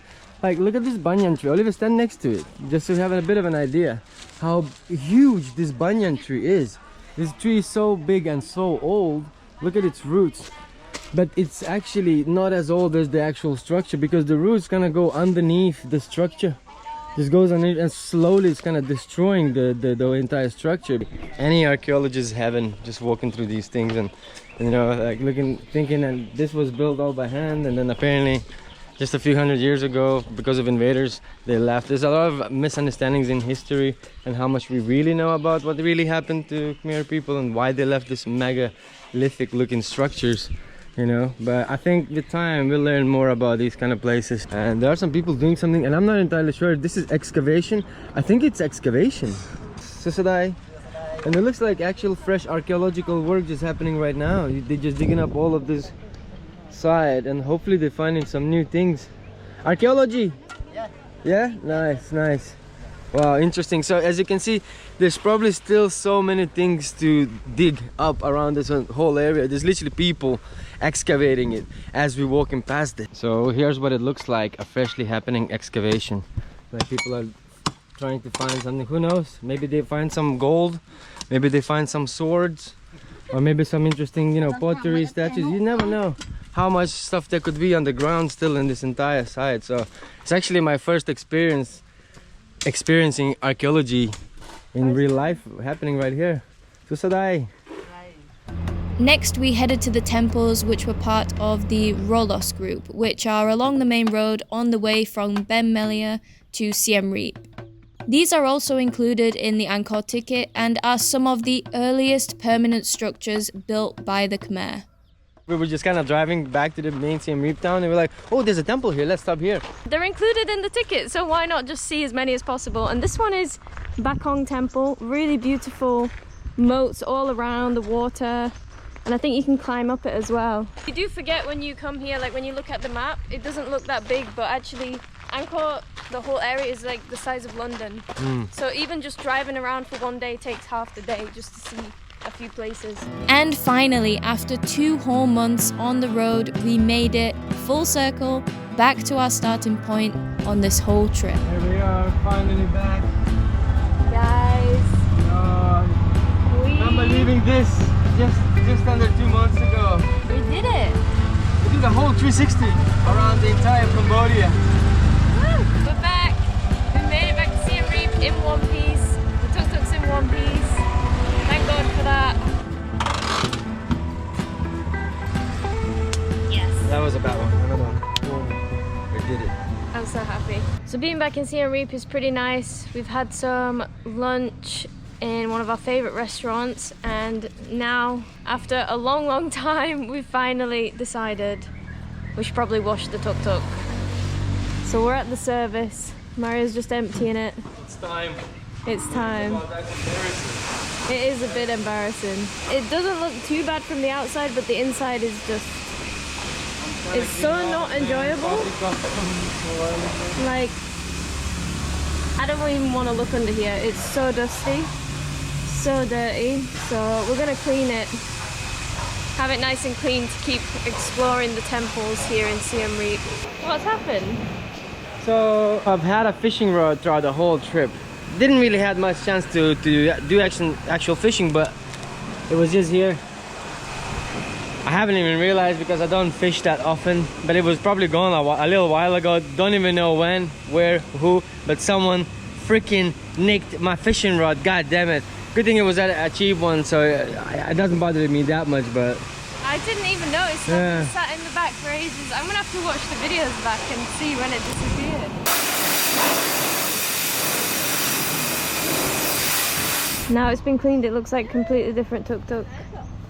Look how shiny. Beautiful.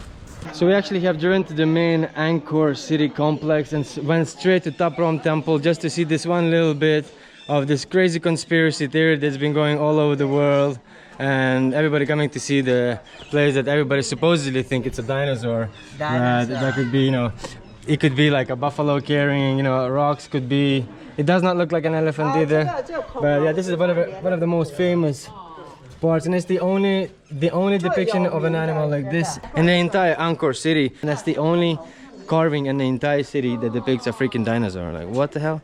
So I'm looking around looking for the dinosaur everywhere. There's literally no people. I was like, yeah, I found it, man. Look what I've done. It's created a lot of people. And I was like, yeah, everyone wants to see the dinosaur. So I'm basically just walking, and I found this like secret little entry. Look at that, no one goes here. Like all the way there. I have like my phone torch. Let's go and see what's in there. I don't think tourists go here. I can hear something. Oh, it is bats. Oh, interesting little corner. Okay, so there's bats right there. Quite a few of them. They're like, get out of my home, man, you're intruding me. In most of the main temples, they have musicians playing this beautiful Khmer ancient music. It is absolutely beautiful, and most of them are like victims from what happened here during the Vietnam War and things like that. And there's, you know, all the bombs happening and people still getting injured, and so they just here playing music and really creating a lot of energy and vibe. Makes you feel like you're back in days, man. It's proper nice when you're about to enter an ancient temple like this one here.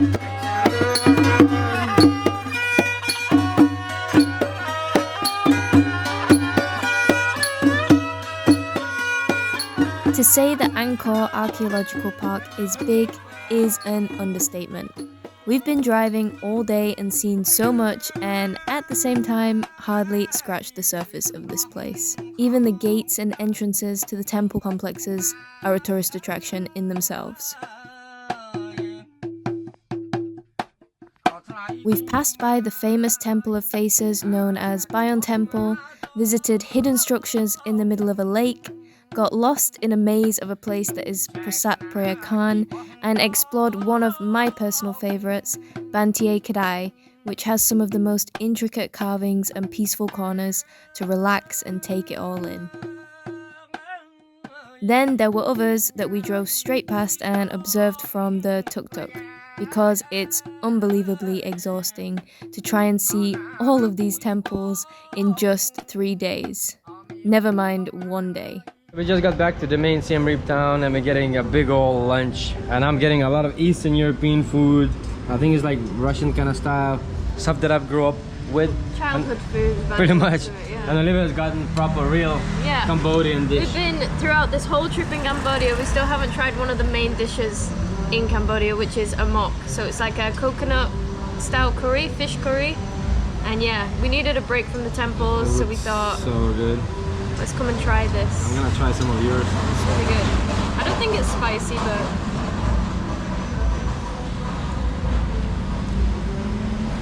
you're gonna love it. So we're just driving around the Angkor Park, and there is a lot of people here today. I think it's some kind of holiday, and we wanted to find a temple where there's not too many people, so we just clicked on a random one on the map that looked like pretty low-key. It's called Ta Un Temple, and there is literally not another person here. There's just me and Mario. It's only a small temple, but it's down these little country roads, completely silent, just the nature and us. The perfect spot to come if you want to just be alone and have a little temple to yourself. So you can find places like this still in the Angkor Park. It's not all just super crowded and crazy. Pretty nice, right? Yeah, and this one feels like much older. If you look, some of the entryways that is completely destroyed, it's very low. It's kind of sunken into the ground. So I feel like this one is pretty old, you know. And like Olivia mentioned, not a single other person, just me and Olivia. Literally, if you want to come here, meditate, have a 420 vibes, this is the perfect place, because everywhere else is just too busy. Our last stop for this whole trip around Angkor is the most famous and iconic temple of all, Angkor Wat. Since we had been here before, we knew what to expect from this temple, but what we didn't expect is what happened after. So we're coming back from the temple, and our tuk-tuk is covered by monkeys. I don't even know what we're gonna do, but I think they found our fridge with our drinks, and it's all over. What are we gonna do? They found the fridge, didn't they? The fridge is still closed, and they're literally all over our tuk-tuk, completely taken over. Yo, get out of our tuk-tuk, man! Look at him.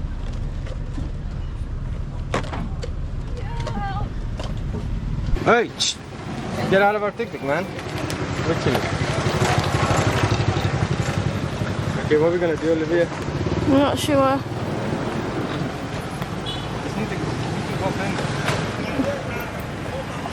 Mario, watch out, he's gonna reach for you. He's coming for me, isn't he? He's driving with the monkey now. Get out, the tuk-tuk! Driving with the monkey, bro.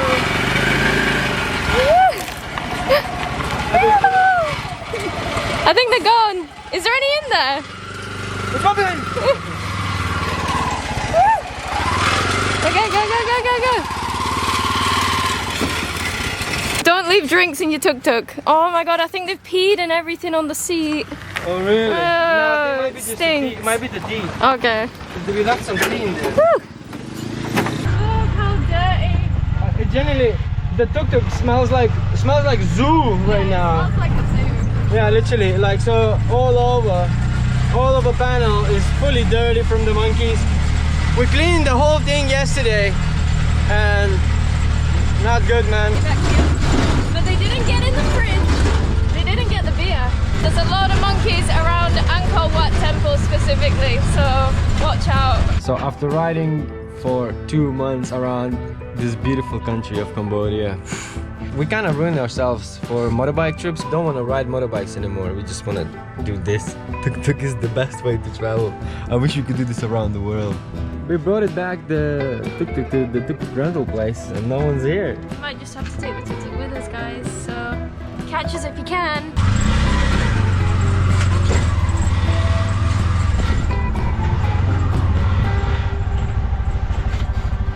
Enjoy, savor every moment, man. Just play around with every moment. Hey, nice to see you again. Nice to see you. Bye. Alright, man, that's it then, yeah? Alright, cheers, bro. Take care, man. And see you next See time. you. Thank you. Nakon. Bye bye. So now we're just walking, feeling like an absolute dickhead, just walking around here. An absolute dumbass tourist, just walking. This You know? sucks. Not in a tuk-tuk like a boss. We're not bossing anymore, we're just walking. Not until the next adventure.